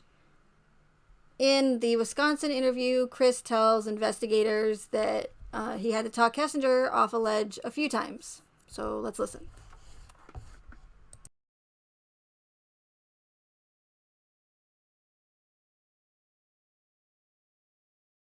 Shanann and the girls. Lee takes Flora in violation of a custody agreement. Lee's ex-husband Mason threatens to call the police, and Shelby has to talk him down off a ledge. She just wanted to see her daughter. Yes, of course, yes. We'll be here. Okay. Bye. It's gonna be okay. He's really pissed, but I think I talked him off the ledge. In his second confession, Chris tells investigators that he had to talk Kessinger off a ledge a few times. After the filming of My Roanoke Nightmare, Shelby tries to stay off social media and live her life. Okay, so again we have talking off a ledge, talking off a ledge. Now this one, I should have stopped it before it started, but this one is another one of those, like the Scottsdale one, and the one with the mistress being pregnant and murdered and buried in the ground. I mean, they're all, not coincidental, in my opinion. But this is another one of those where there's just no way that it's coincidental. So Shelby is one of the owners. Shelby and Matt Miller they purchased the house in Roanoke. It ends up being, another possessed home. There ends up being a very angry colony that's no longer living. I know it's a crazy show. So they have these dead colony of people that are harassing them and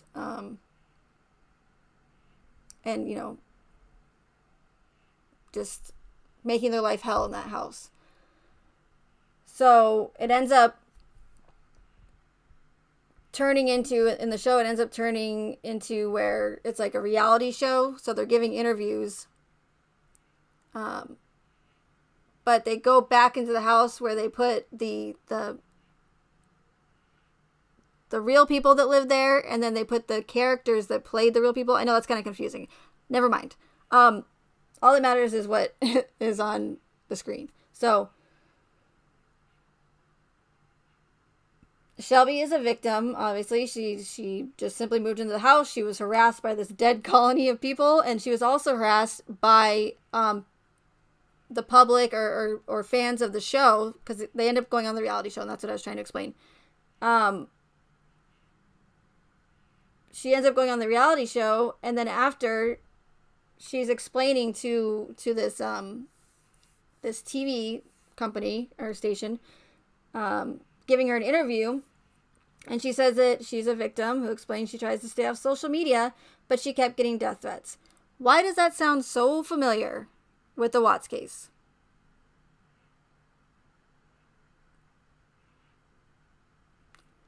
The Ruseks have been making claims since pretty much day one, that they tried to stay off social media. I mean, how many times have we heard this? Tried to stay off social media, but people kept sending them messages about what people on social media were saying, like, and harassing them and making death threats against them, but there's no proof whatsoever to back up that claim. And since when do victims get death threats? So again, what are the odds? I know that's going to sound repetitive, but I mean, seriously, I cannot stress these connections enough about this case. So what are the odds that this character on the show of Roanoke, or the season of Roanoke, victim, 100%, tries to stay off social media and live her life, but she keeps getting death threats? The Rusek said exactly the same thing. Both victims getting death threats, never heard of. Okay, here's the clip. But she kept getting death threats. Shanann's brother Frankie also received death threats from people on social media. Things that people are saying about us online, I hear the comments they make. I try to ignore it and live my life, but at a certain point, you have to defend yourself. People leave hatchets stuck into my front door. I've gotten death threats. Do you believe the commercial appearing on Nate's TV was merely a coincidence?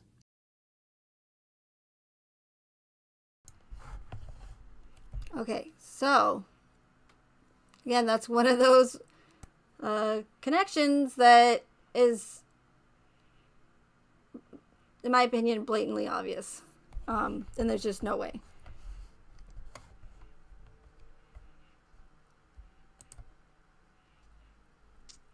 Okay, season 7 cult. I'm trying to not take forever like I did yesterday.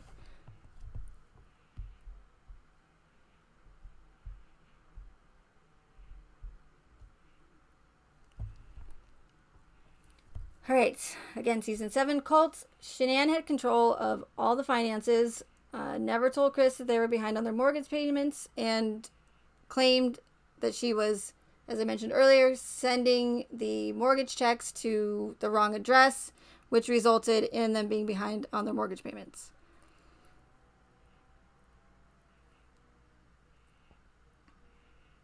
Not only that, but you also have the debt. The debt and the bankruptcy, with all the hospital bills, so on and so forth. Harrison and Meadow Wilton receive a foreclosure notice. Meadow also handled all the finances and knew that they were behind on their mortgage payments, but failed to tell Harrison that they were behind and wasn't paying the bills.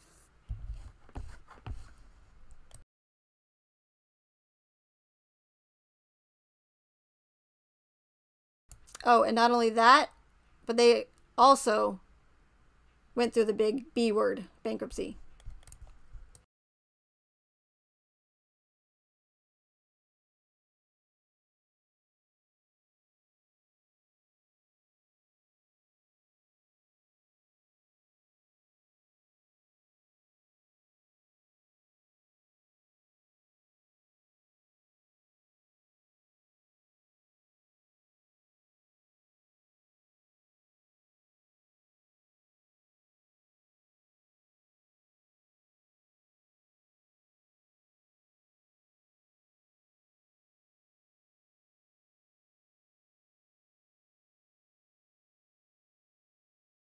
On their mortgage payments.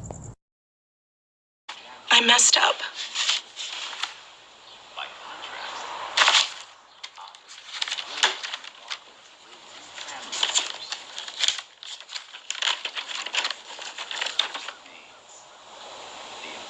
What?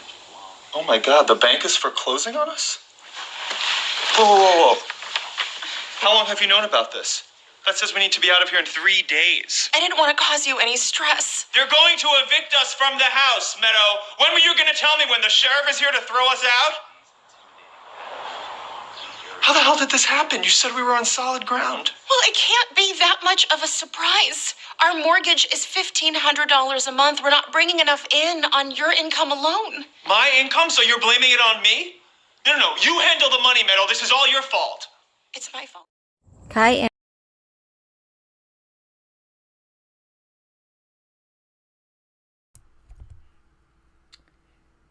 okay, so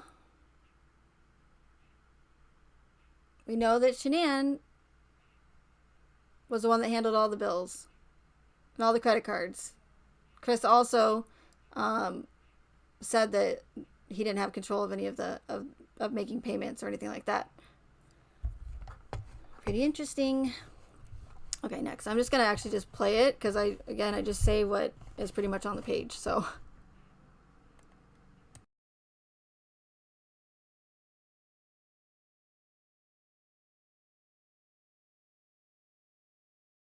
Anderson tells Beverly Hope he has an IQ of 135.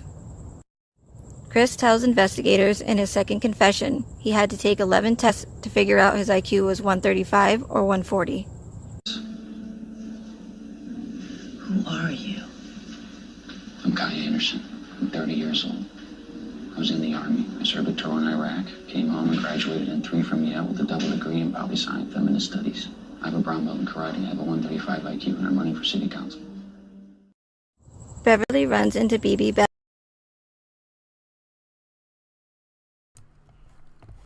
Okay, so again, what are the odds that Kai Anderson's character just so happens to have a 135 IQ, and Chris tells investigators in Wisconsin that he has a 135, 140 IQ.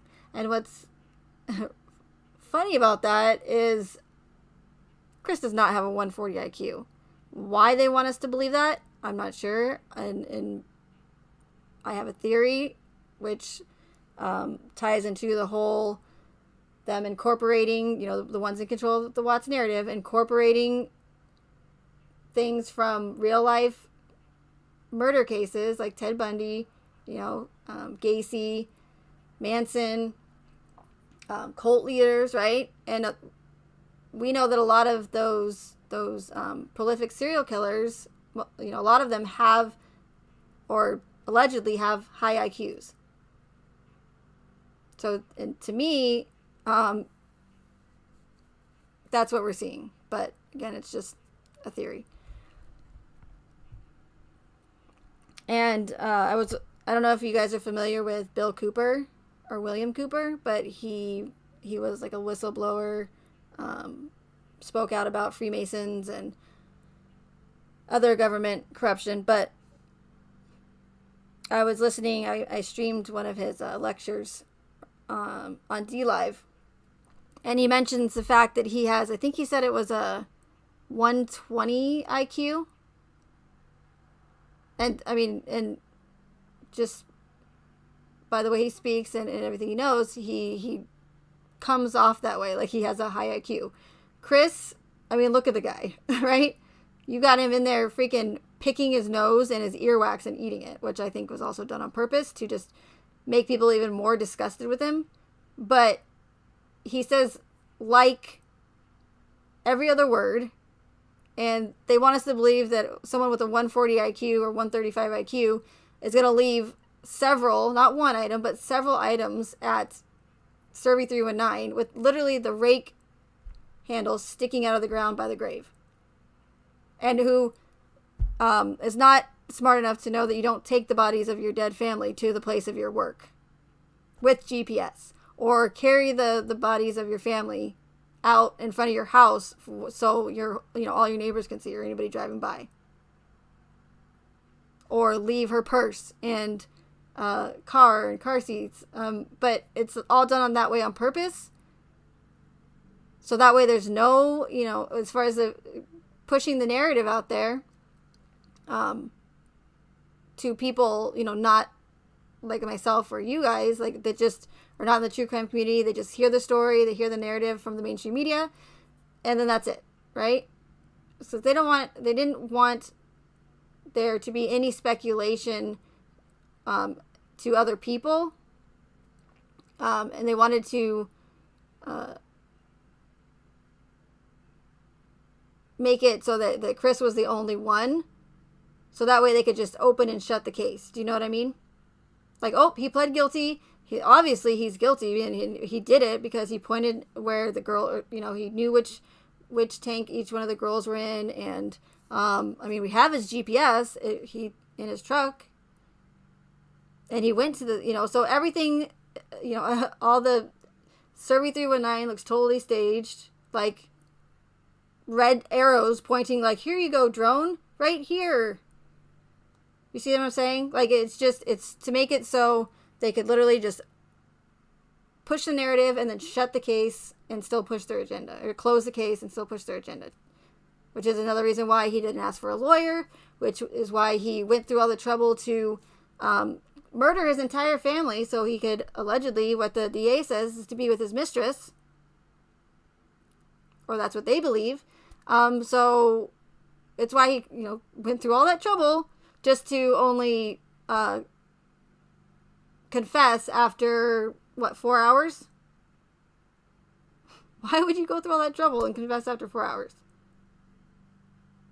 It's just so convenient how everything just played out just perfect, right? Yet there's still so many unanswered questions.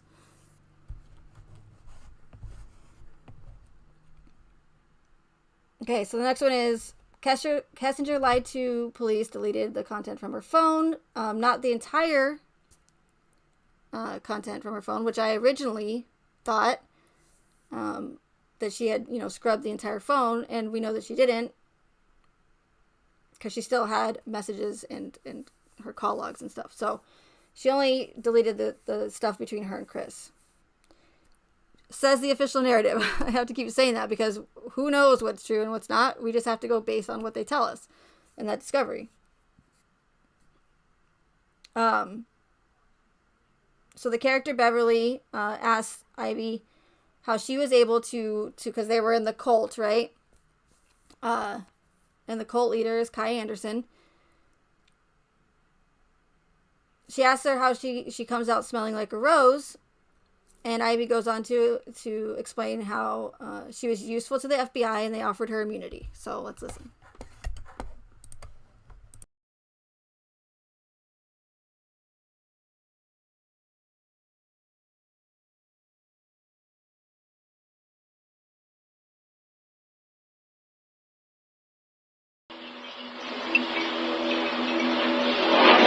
The FBI came to see me when Vincent put me in the psychiatric ward. They had their suspicions about Kai back then after the assassination attempt. And that's when you joined the cult. I became invaluable to the FBI, and in return, I got immunity. Kessinger erased all the content from her phone and lied to investigators a number of times. Surprisingly, she was treated as a victim instead of a suspect and was never investigated. Although it is only speculation, many believe that she may have been offered a plea deal and received immunity in return. Kai pleads guilty to everything when the DA offers him a plea deal, avoiding a trial in order to save himself from the death penalty. Chris confessed to all of the murders after the DA offered him a plea deal, waiving a trial, and avoided getting the death penalty. You must have heard.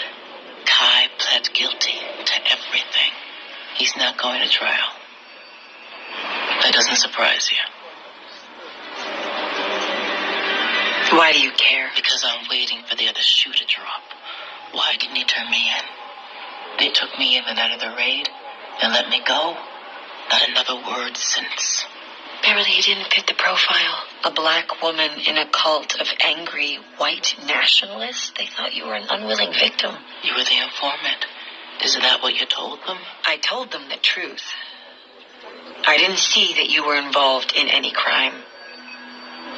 Except being subservient to those misogynistic assholes. That still doesn't explain what Kai did or didn't do. The DA offered a plea. He waives a trial to save himself from the death penalty. He's such a narcissist, he couldn't bear to have anyone else take credit.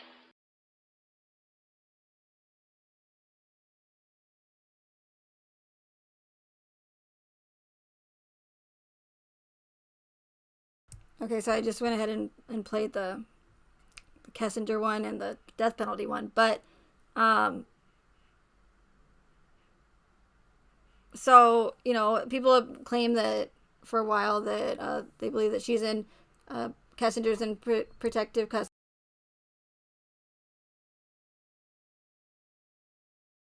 Or that she may have, gave them some, investigators some sort of information, damning, information that is, and that's why she wasn't investigated and treated like a suspect. Excuse me.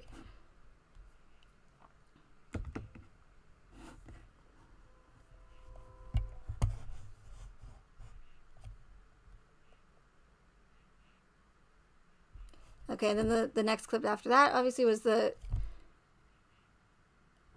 another one of those again where it's, yes, does this happen all the time? People take, plea deals and confess to murders. to avoid the death penalty happens probably a lot, right? But again, you have to remember all of the other connections that I've pointed out. That once again makes it not coincidental. And I know in the video I said that the DA came to the defense and offered a plea deal, and that's not the case. But I think I corrected that in my description, hopefully. Oh, and then she also says that he was such a narcissist, he couldn't bear to let anyone take credit for the murders. And there was a point, maybe still, where,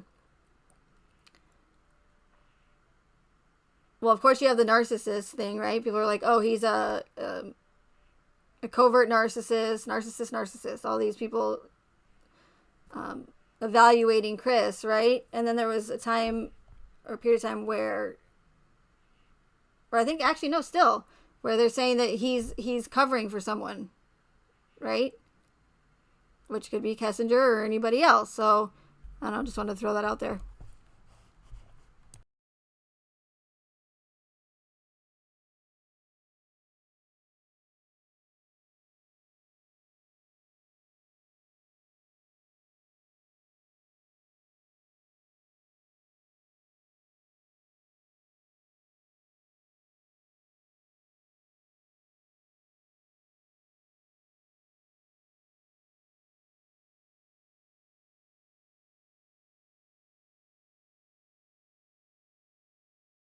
Okay, so this isn't on in the PowerPoint, but I want you guys to pay close attention to what Kai Anderson, the character, is saying in this clip, because it's, when I heard it, it was like, oh my God, that's like exactly what they're doing. I mean, they literally tell us what they did and what they're doing in this case, you guys, in this show, with this predictive programming. So when you listen to it, and again, I can't stress enough to just listen closely to what he says. But instead of like certain things that he says,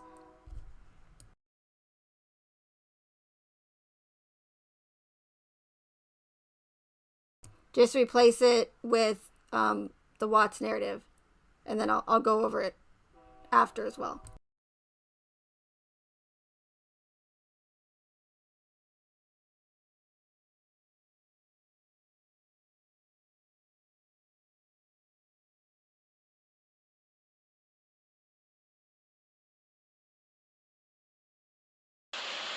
The world has become tiny, which means the fear in a small town in Michigan can infect the country, the world, in a few days. Now, fear isn't like a virus. When fear finds more hosts, it gets stronger, scarier. The tiny fear in one woman turns into a beast that swallows the world by the time it spreads across the country. Great men and women have been weaponizing fear forever. But what all those men had was a great messenger. Someone with a pulpit and a microphone. Someone to give that fear a name. Believe me, Beverly Hope. If you get the world scared enough, it will set the world on fire for us.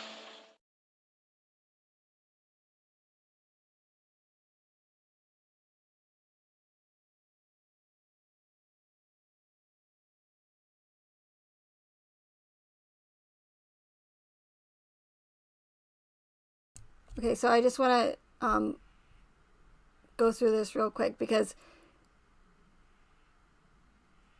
again, he's literally explaining one of the agendas for this case in this clip, in this scene. I'm trying not to say clip. In this scene.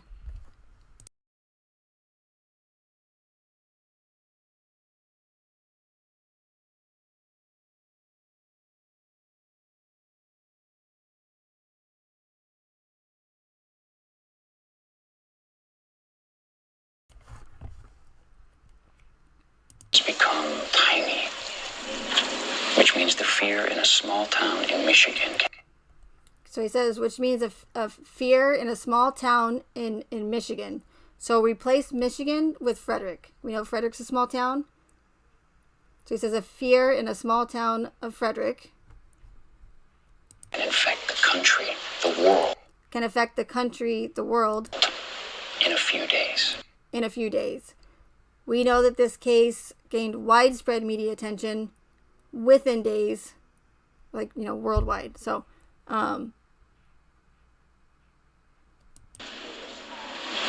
Fear isn't like a virus. When fear isn't like a virus. Fear finds more hosts, it gets stronger. When a fear finds more hosts, it gets stronger. Scarier. The tiny fear in one woman turns into... The tiny fear in one woman turns into, and I'm sure you guys can hear this, but it's so important, so I just want to repeat it. To a beast that swallows the world by the time it spreads across the country.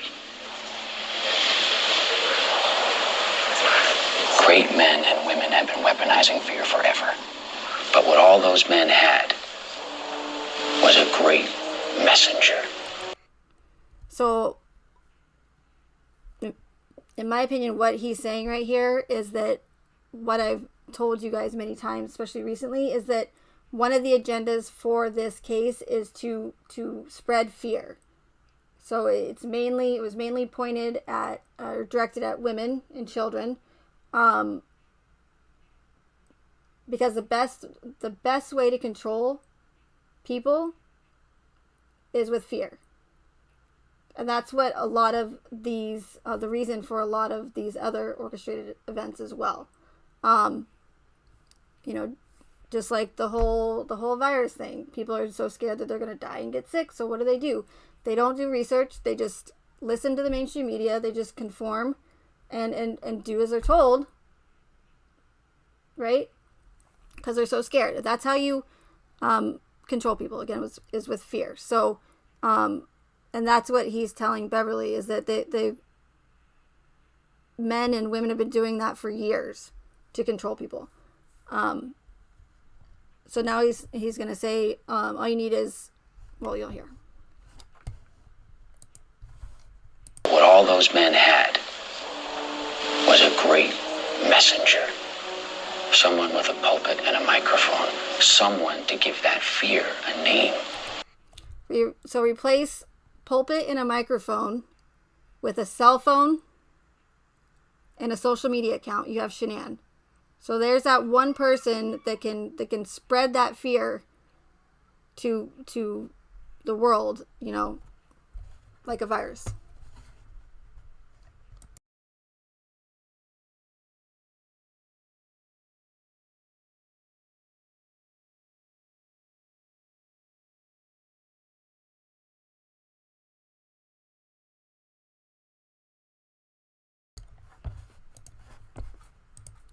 Believe me, Beverly Hope, if you get the world scared enough, it will set the world on fire for us. If you get the world scared enough, it will set the world on fire for us. So again, what they're doing with this case is spreading fear. They want people to believe that if somebody says hello, they want people to believe or think that if somebody like Chris Watts can just, again,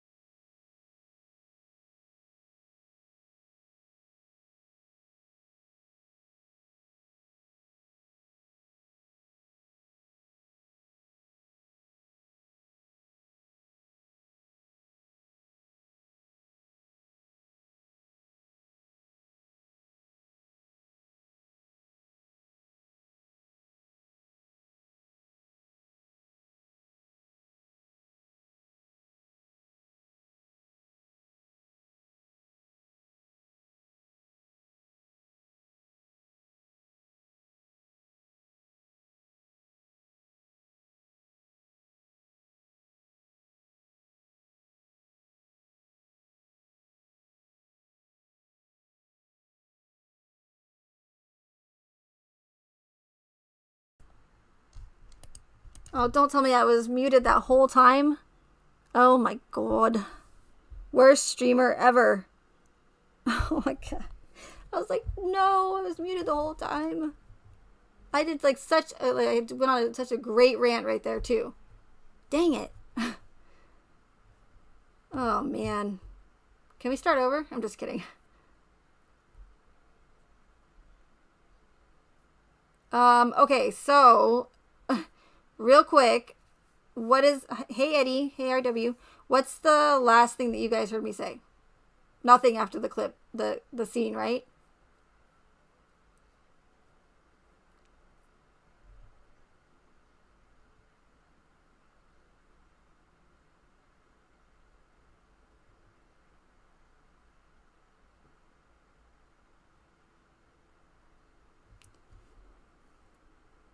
The last word we heard was again.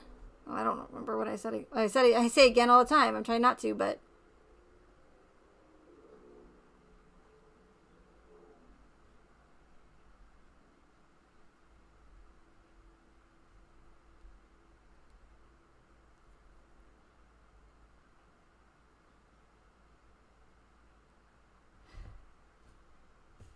I was okay. I don't know where I left off. I'm assuming if I had it muted, it was because I was playing the thing. Okay, so I don't know what you guys heard, but in a nutshell, did you hear the part about how Chris not fitting the profile and all that? Oh my lord.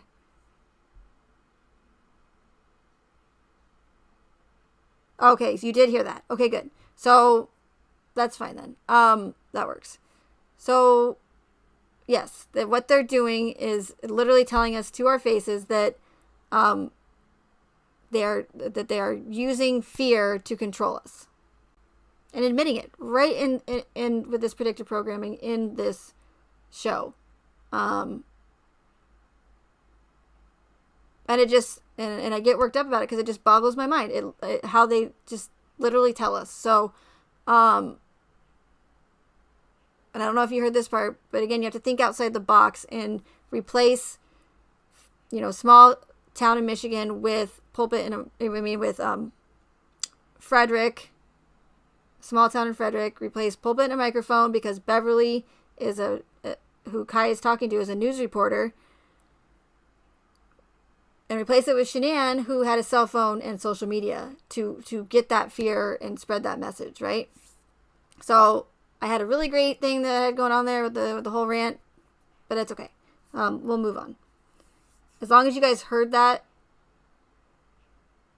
audio and some of what I said, that's good. But it's super, super important as far as the agenda in this case.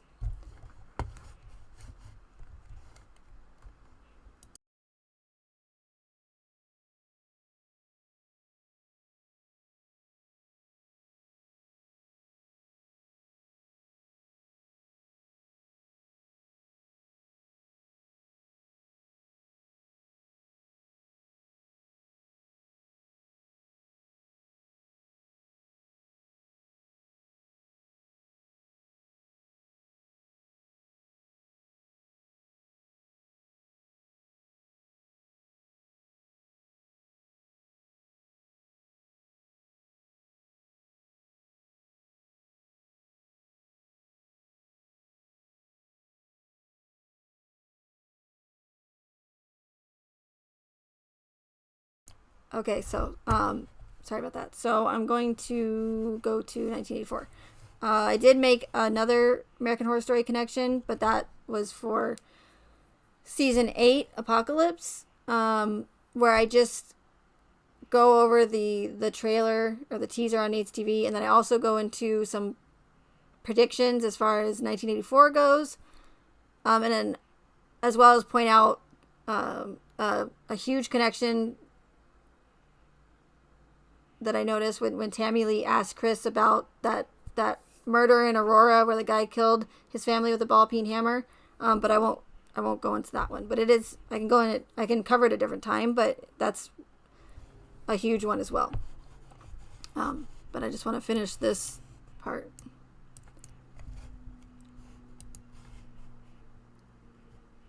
sure I'm not muted.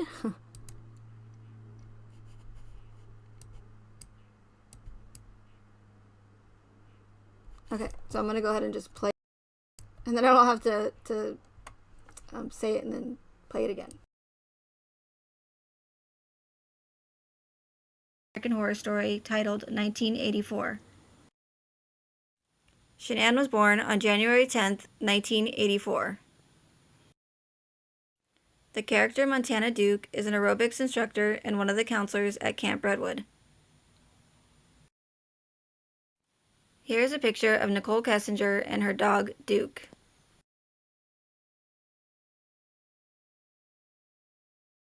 Roy is the owner of the gas station near Camp Redwood. He is working on a vehicle when he is startled by his cat.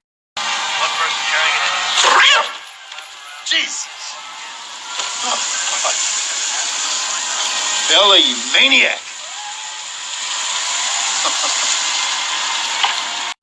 Chris and Shanann's daughter's name is Bella. Benjamin Richter, aka Mr. Jingles, was the groundskeeper who massacred the counselors at Camp Redwood in 1970.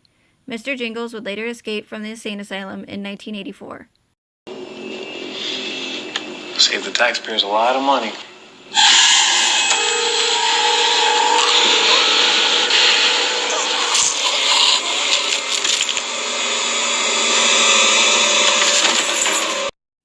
In the book Letters from Christopher, Chris wrote in one of the letters that while he was strangling Shanann, her eyes began to bleed. Richard Ramirez, aka the Night Stalker, attempts to kill one of the counselors at Camp Redwood, but he comes back to life and Ramirez has to kill him again. I killed this guy. And I mean, I killed him.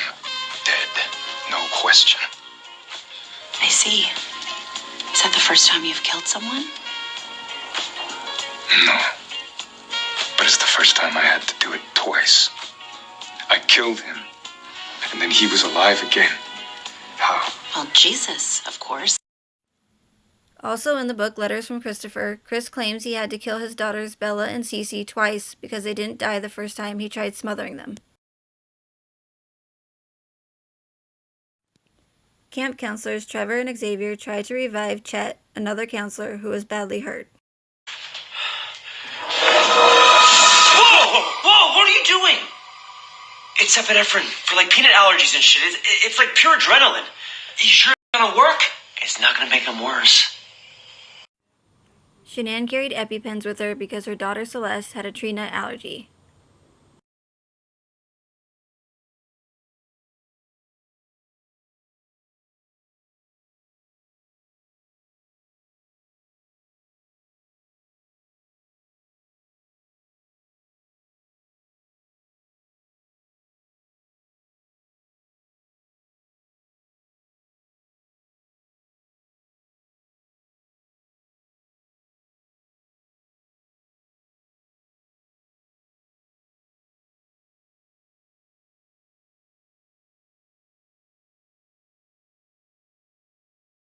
Okay, sorry, I accidentally got rid of the thing. Okay, so of course you heard the name connections in there again because I just played it, but so Shanann born January 10th, 1984. The season just happens to be 1984. What a quinky dink. I just said quinky dink.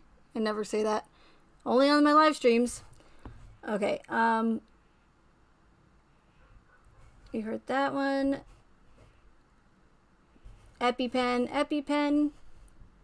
Okay, so the one that you didn't hear was Bruce is a psychopathic murderer. Again, of course, it's American Horror Story. You gotta have like a psychopathic killer murderer in every pretty much episode.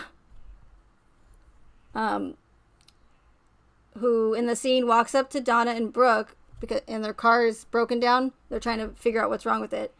And he says, hey, do you do something along the lines, I'll play the clip after this, but you guys need some help? And he goes, I fixed a few cars in my days or something. Or a few clunkers. And based on the narrative, we know that Chris went to NASCAR college and was a mechanic, allegedly. So again, mocking us. Well, I fixed a few clunkers in my days, so here comes, Bruce, who's has a connection or similarity to Chris being a mechanic. So here we go.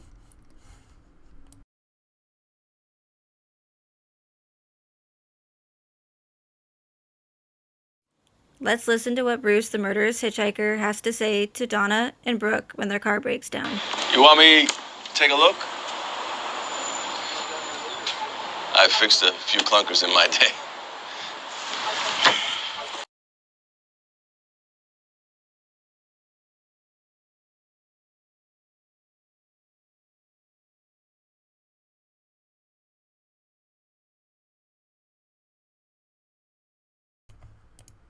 Okay, and the next one is the MLM woman Bruce kidnaps earned her fancy car from being a good saleswoman.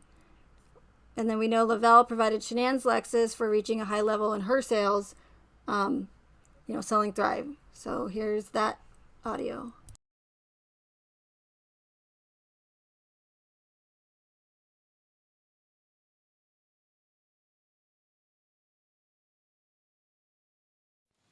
Bruce kidnaps a woman who works for Mary Kay, a multi-level marketing company that sells beauty products. Just let me go. I won't say anything. That's the best you could do? Seriously? I expect more out of Mary Kay. I mean, you got this fancy car. Doesn't it make you like a really good salesman?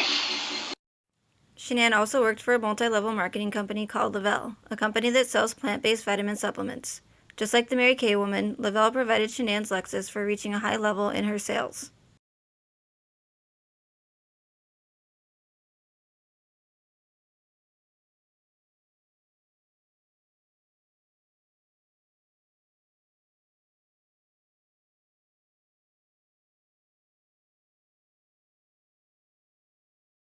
Was caught having an affair.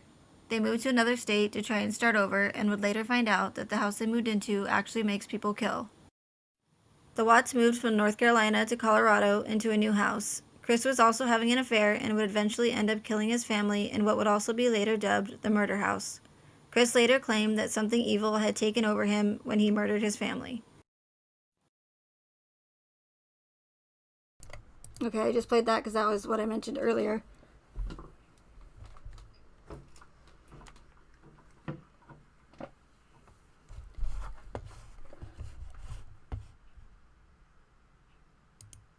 And so that's it. But before I end it, I want to play that. That's not it. There's a lot more connections. And I was trying to compile them all into one live and not break them up like I did my videos. But of course, there's just so many that it's hard to go through all of them, especially for me, because I take forever. To do it all in one sitting. I mean, we could, but it'd be a super long live. So I just want to play this last audio clip for you of the character talking to state council. Or it's Kai Anderson again, the cult leader that was running for office in the season of Cults. He's up on the the little podium thing and talking to state council. So I know it's you guys can't see it, so I'm just trying to give you a visual.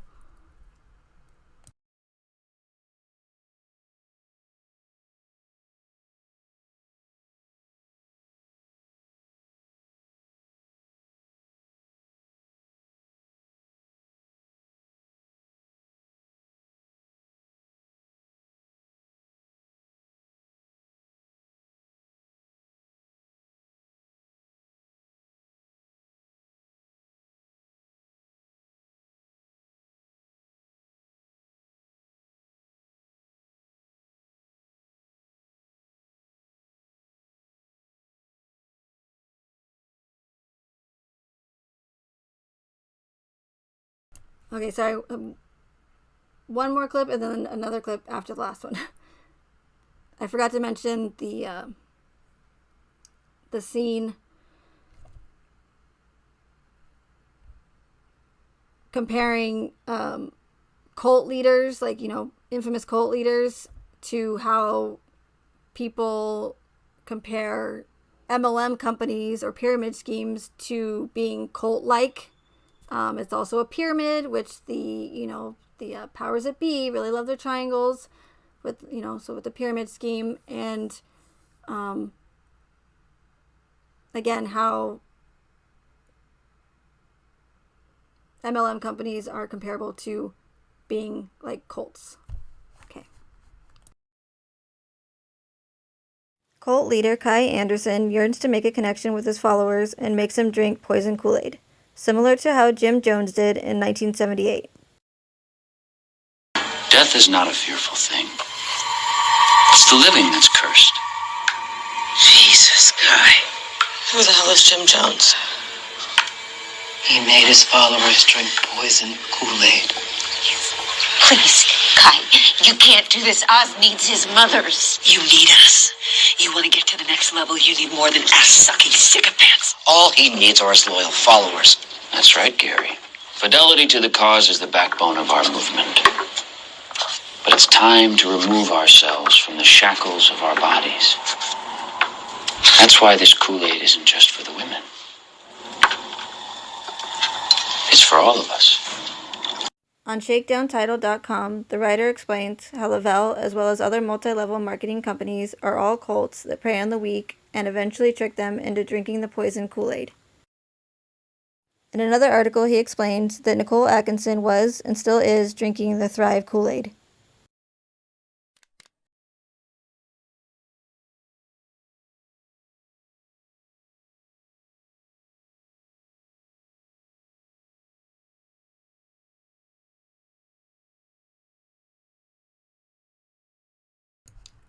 So there is also the scene where it talks about Chet falling into the deep pit that he couldn't get out of, that I mentioned earlier. The video did, about Chris writing to Cadle and saying that he had fallen into a metaphorical pit that he couldn't crawl out of. But I'm just going to skip that because it's getting super long. And there's also, after that, is the scene where they tell us what happened to Shanann. But I'm not going to play it because, one, it's the volume for whatever reason was super low, so I don't even know if you guys are going to be able to hear it. But it's there in my Connections Part 6 American Horror Story video, if you want to check it out.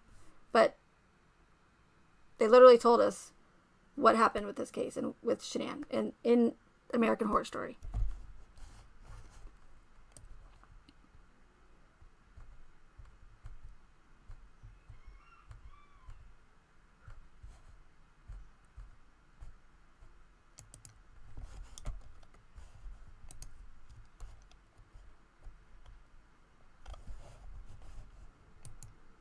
I just have to find that last scene for you.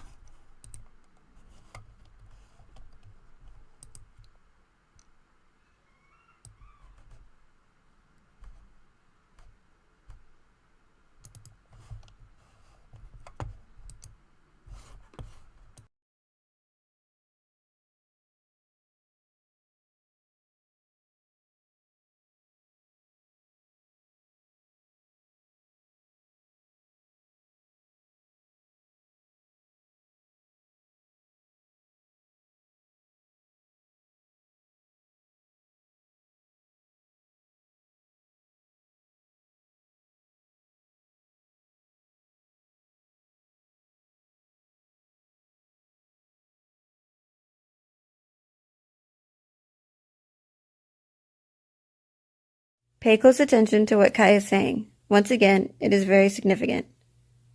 Every day, we are choosing fear over freedom. Freedom of movement, freedom of congregation, freedom of... I'm sorry, I'm not seeing what this has to do with the motion.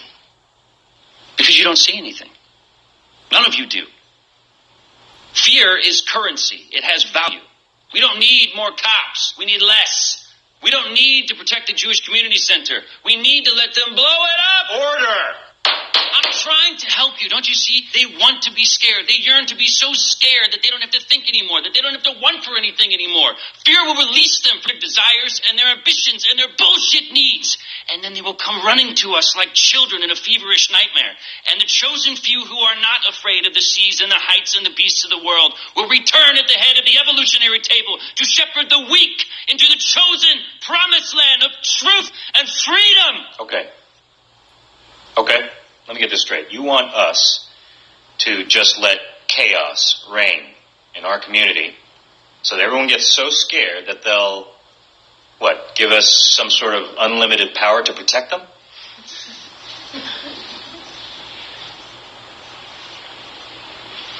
Haven't you been watching what's going on in the world?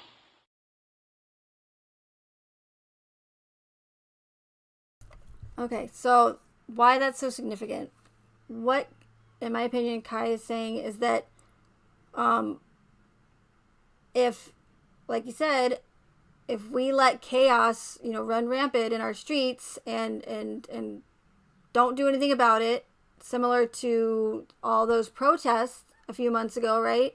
Where businesses were being destroyed, Molotov cocktails were being thrown into vehicles and being destroyed, rioting, protests turning into rioting, right? Just so much damage, so much millions of dollars worth of damage. And where was law enforcement? Where were the police when all of those protesters were and looters were robbing stores and or looting stores and destroying, innocent people's buildings and businesses and vehicles? Where were they? Nowhere to be found. So, considering that, they're using the Hegelian dialectic right there. That's what I've been trying to tell you guys about. So they create the problem. We, as a public, then react. We don't think logically. We're just so upset because either people are dying or, there's some sort of terror or tragedy, and we don't think, we just react and we say, do something about it. So we turn to them for help, not knowing that they were the ones who actually created the problem in the first place. Problem, reaction, solution, Hegelian dialectic. So again, just like the councilman said, so you just want us to let chaos run rampant in our streets, so they will what? Get so scared that they will give us, unlimited power to protect them? That's what they're doing. They're trying to control us with fear. To use that Hegelian dialectic. And you could consider that predictive programming, because that was in 2018, or actually that season, I don't know what season exactly it was, but either way, it was before all this chaos that's been going on pretty much in this world lately. And as Kai Anderson said, have you not been paying attention to what's going on in the world? Instead, people are have their noses in the Watts case and going down rabbit holes instead of focusing on what's really going on around us, which is this virus thing and this chaos and this rioting and all this just negativity. And what happens when there's a pew pew pew event or whatever, or something along those lines? What do? People go, do something, government, about it. Get rid of those things that are killing people, right? But it's not the things that are the problem. It's the people that are the problem. And so they're orchestrating these to again use that Hegelian dialectic. So they create that pew pew pew event. We, not me, but the majority of people, the public, say, "Oh my God, that's terrible. People are dying. Do something about it, government." because again, we don't think, we just react with emotions. Do something about these pew pew pews, and what happens? Boom, they take away this type or this type, and there goes our Second Amendment.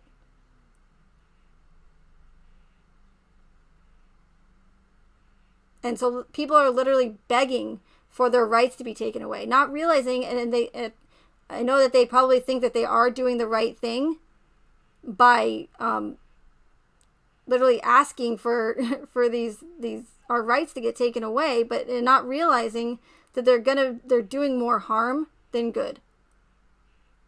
Because again, they're literally begging to get our rights taken away, and that's frightening. So, but that's how amazing and brilliant that Hegelian dialectic is, and they've been doing it for years, like many years. Even at like 100 years ago, they've been doing it. So, I mean, with those two scenes with Kai Anderson, they're literally telling us what they're doing to control us. And it's mainly through fear. And I don't know how many times in this case I've, heard women say through comments or on panel or in a forum, like on Reddit, oh my God, this is terrible. I can't believe this. Like, I'm even scared that my husband's going to like kill me one day. And these are probably women who are married that have been married like a long time, and they're supposed to trust their husband. That's supposed to be your the one person that you can trust for sure to protect your family, right? So obviously what I'm saying is working.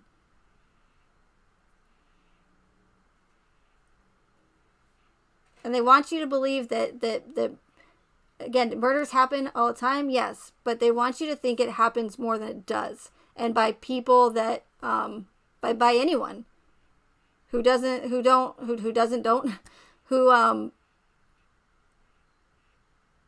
show any, again, prior signs or mental history, or isn't on drugs, right? Or isn't a drug addict, or people like Chris Watts, who came from a Christian Catholic home. He was raised. He had a good childhood, right? He wasn't in and out of adoption agencies or in and out of foster homes, and he wasn't a druggie, as far as we know, right? We have to go based on the official narrative. And that he didn't fit the profile. He didn't fit the profile of a family annihilator, because they want people to think that anybody is capable of murder. I mean, not like that. I don't know why I keep saying that way. What I'm trying to say is,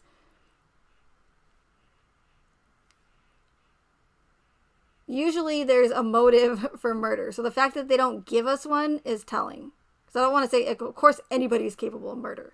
But hopefully you guys get what I'm saying, because I don't want to be repetitive anymore. So that's all I have for today. And it was under 3 hours, so that's good. Let me look in the chat and see if there's... I always do go back and watch the replay, so...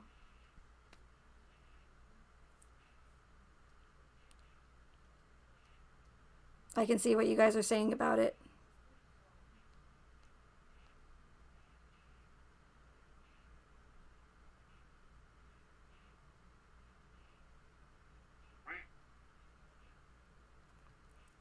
Hey TP, thank you for the donation. Appreciate it.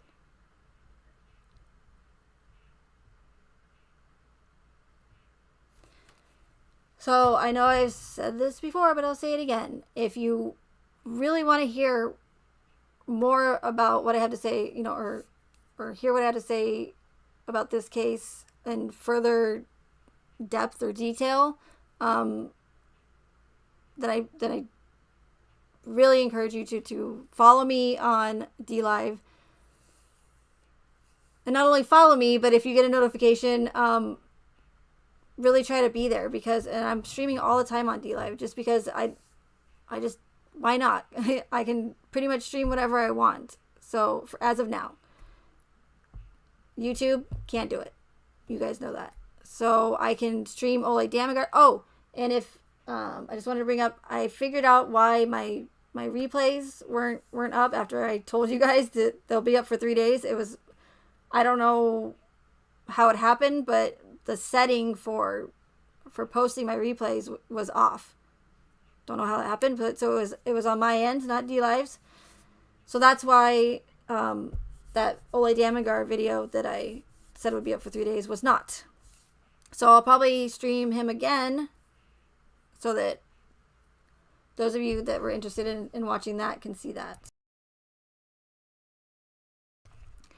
And I mentioned this before as well. I don't mind at all doing a Q&A since there's not a lot of people over there. I mean, there's not a lot of people over here either on YouTube, but it's just easier for me to concentrate when there's only, just a few people in the chat. If you guys do have any questions that you have asked me in chat that I obviously didn't see probably because I'm too busy trying to just make it through my stream, you can leave a question in the chat if you're following me on DLive, and I check it periodically throughout the day because I'm always streaming on there. Or I'll start a Q&A, go live, and if nobody shows up, then I'll do different content. But I don't mind answering any questions you might have over there. And I don't mind here on YouTube, but it's hard for me to answer certain questions. So anyway, gonna keep this under 3 hours. Thank you everyone for being here and who showed up. I really appreciate it. Thank you for the donations. Thank you to Jenny May, I think was my only moderator. Thank you so much, Jenny May. I really appreciate it. And I'll see you guys next time.